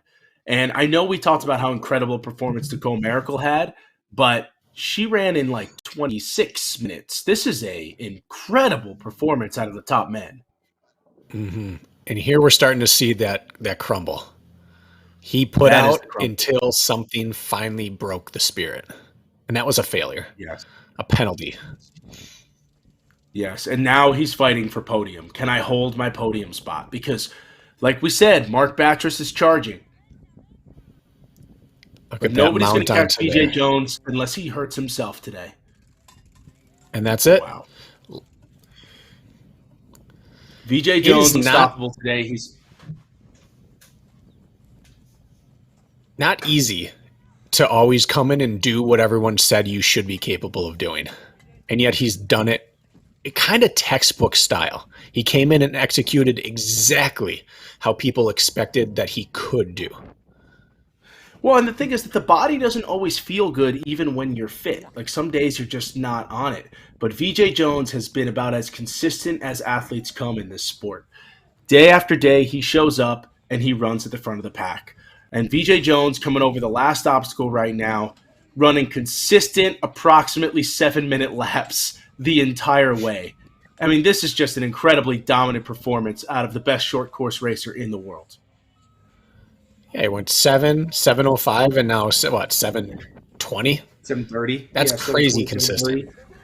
VJ Jones is going to be your champion on the day for the men's 3K Spartan Elite Series, and he's putting a statement on it. I'm coming for another world title this year. VJ Jones. There's not an athlete that this series seemed more made for, and he came out and showed in race number 1 that's absolutely correct. I'm here to be the guy. And now the question is, Alvaro Vasquez, is he going to hold on to second? And will Mark Batres catch Manuel? Or will Manuel hold him off and maintain that podium position? Because he ran the gutsiest race of the day. There's no question. A Prefontaine-esque front-running event. We see Nick coming across the rig, but we also have Leon in the barbed wire, and coming across the finish line right now would be second place. And here comes, I believe, third with Manuel. Oh, Nick's fighting for it. Come on, Nick. There you go. Nick got it. He got it. And coming across the line in second position, we can get eyes on right here. Alvaro Vasquez running a really savvy race all day near the front. Was that? No. Is that Manuel? Yes. Manuel in third. Alvaro was already across, yeah. Alvaro in second. Great day. Manuel, he bled for this one today. He really suffered for it. And here's Leon At the Kofed. beginning of this final, I said he's running in the boomer bust strategy. He really didn't bust. Hanging on to third after giving up the lead is a huge success. He just did it the most painful way possible, but he did do it. Did Leon Kofed just fail an obstacle? Is that what we just saw? This short course is wild, David. Leon just failed an obstacle, and it opens the door for Tyler Veerman. And there's Leon taking the penalty loop, and Veerman's going to just coast off. And you could see by how Veerman's running right now that he had to shut down the high-end speed a while ago. The legs couldn't take it. And he's just kind of coasting at this point. Because that's Adam Beach right there, isn't it? Adam Beach coming through. Oh, and look at this finish we're going to have set up here as he comes through and Leon drops off his sandbag. Sean Stevens Whale also in that fight. So let's get a little battle here at the end of the race. Adam was going to come through with momentum, but Leon's got no quitting him. No, and then Veerman up here, he's going to get some points today. That's going to be what, 4th, 5th position, I think, for Veerman? I think 5th. So Batris, I assume, in 4th. I haven't seen him, and we'll get the update soon, but Veerman's hustling to try and take this thing. Now he's going to turn it on.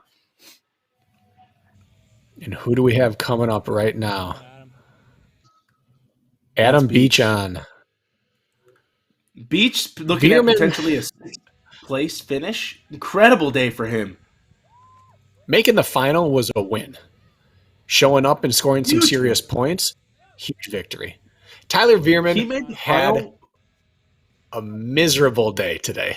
He earned every step on course. He had no easy route to the final. He was hurting from step 1. That was a gutsy day.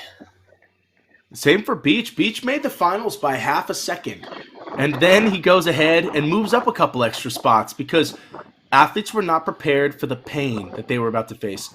If we cut to Tyler Veerman on the ground, well, we just lost it. These men are hurting right now. This is just look at the scalps. Adam Beach just beat Sean Stevens Whale, who took 3rd at the North American Championship last year. All bets are off in this 3K format. There's no margin for error in this, and that's part of it. You have a little bit of How did Beach get make a mistake under the Fit Aid banner? It's incredible. Oh, man. He's just looking for shade, seeking shade.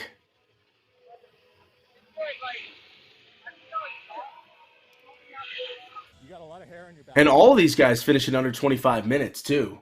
Here's Leon Kofed.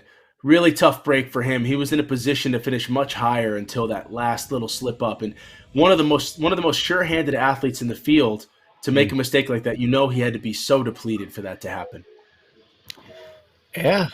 And he looked like he just slipped. It didn't look like he ran out, but that's one of those, you live by the sword, you die by the sword. He was aggressive on the thing that he's good at. He took a chance. Thank you. You're tired. You're slippery. It's tough. Yeah. Put Adam Beach on the map. Oh yeah, top 8. I think you're 7. Yeah. Because there were 9 in the finals, and you beat Sean and Leon. So. I beat Lee. He just passed right now. Oh, he must have. He failed the race. Yeah. Regardless, good performance. All right. Well done. Yes, sir. Yeah, great show for Adam Thank you. Beach. All right. Yes, sir. Wait, keep going. I got 2-3 more laps in me.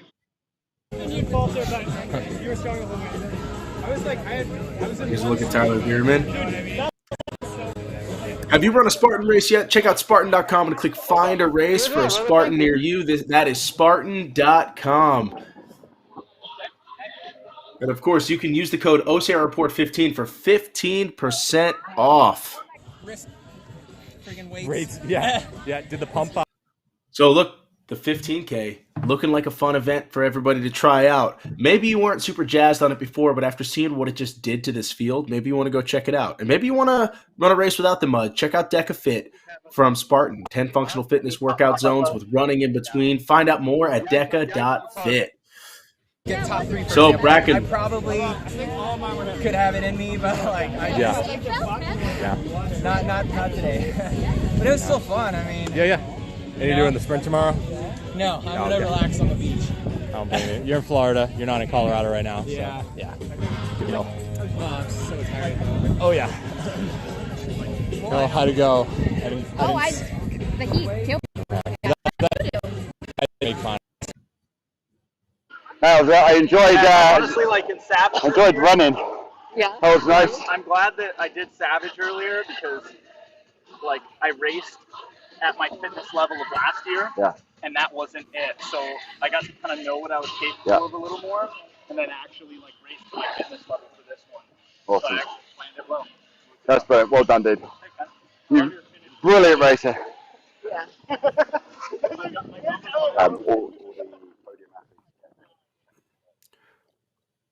One of the things that's nice to see, Bracken, is that we don't see these big gaps that we see in a traditional like, beast event when we're covering those. An opportunity to see athletes really mix it up and battle for position from start to finish.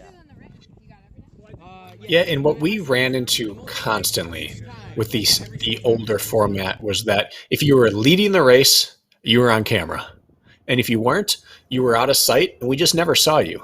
Here, first through last, everyone, we could see how they move, how they execute, got to see their different skill sets on different parts of the course. It kept everyone in the mix, on camera, exciting good battles, even in blowouts, like on the female side, watching Nicole Miracle blow out the rest of these women. We still got to watch the rest of the women race and see how incredible they were. We got to see how Berenice just hammered back after having struggles and how Janka still was such a champion in the face of getting dropped. Those were the kind of things we didn't get to catch in that old format. Look at how random the finals were, though. Like, you can't predict this stuff. No, we had a good. I knew Alvaro was gonna do good. Yeah.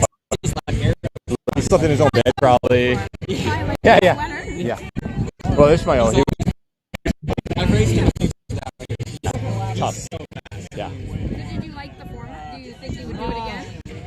Honestly, Well, we love the tactics of this event, Bracken. I think you and I, both as people with a bit of a track background, people with a lot of tactical racing background, we really get a kick out of seeing the tactics play out. And I think you have to run a little bit of a smarter, more thought-out race in this format than you would in, say, just a traditional Spartan race on the side of a mountain where it's more so about just gutting it out for an hour and a half or 2 hours.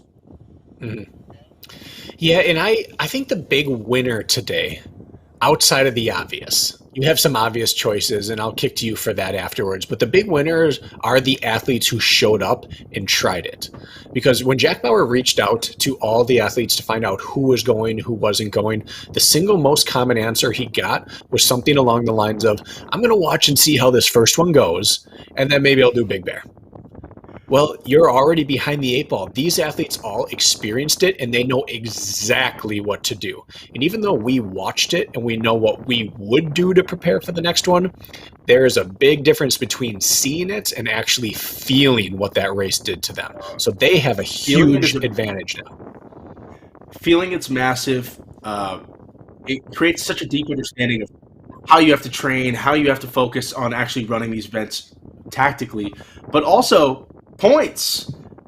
A lot of these athletes just banked some really nice points for the series, and it's going to be very hard to dig out of that if you miss the first event. It is, and suddenly we have some athletes who haven't been in a points chase opportunity before, sitting there thinking, I can actually do this. And we have some athletes win some money today who weren't money winners in the past, people landing on podiums who weren't on the national or North American spotlight. It's happening. What's happening? And the question I have for you, performances of the day, Bracken. Let's break it down. Your thoughts? Well, my heart says Nicole Miracle. She made it. Mine too. She completed a race, which is never a given after a major knee surgery. You need that part of your body as a runner, and as an OCR trail mountain runner, you need the stability.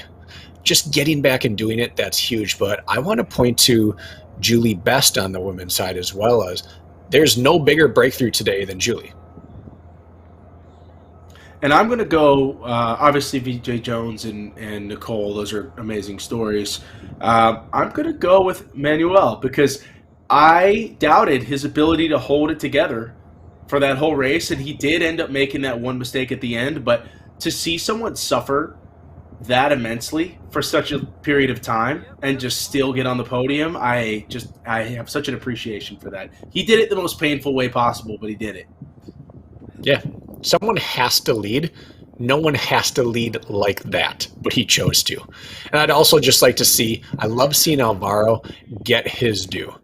He is an aggressive racer, and he hasn't had the big stage performance yet, and now he's got it.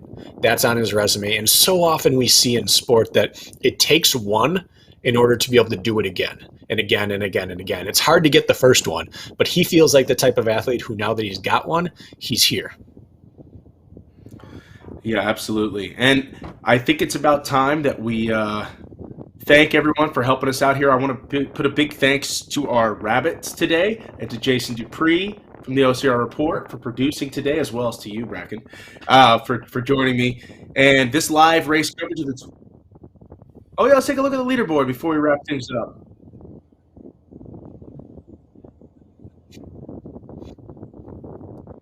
We'll do a quick recap. We can't get the leaderboard for some reason, so we're going to do a quick recap. Your women's top three will go Nicole Miracle, successful day, taking first place.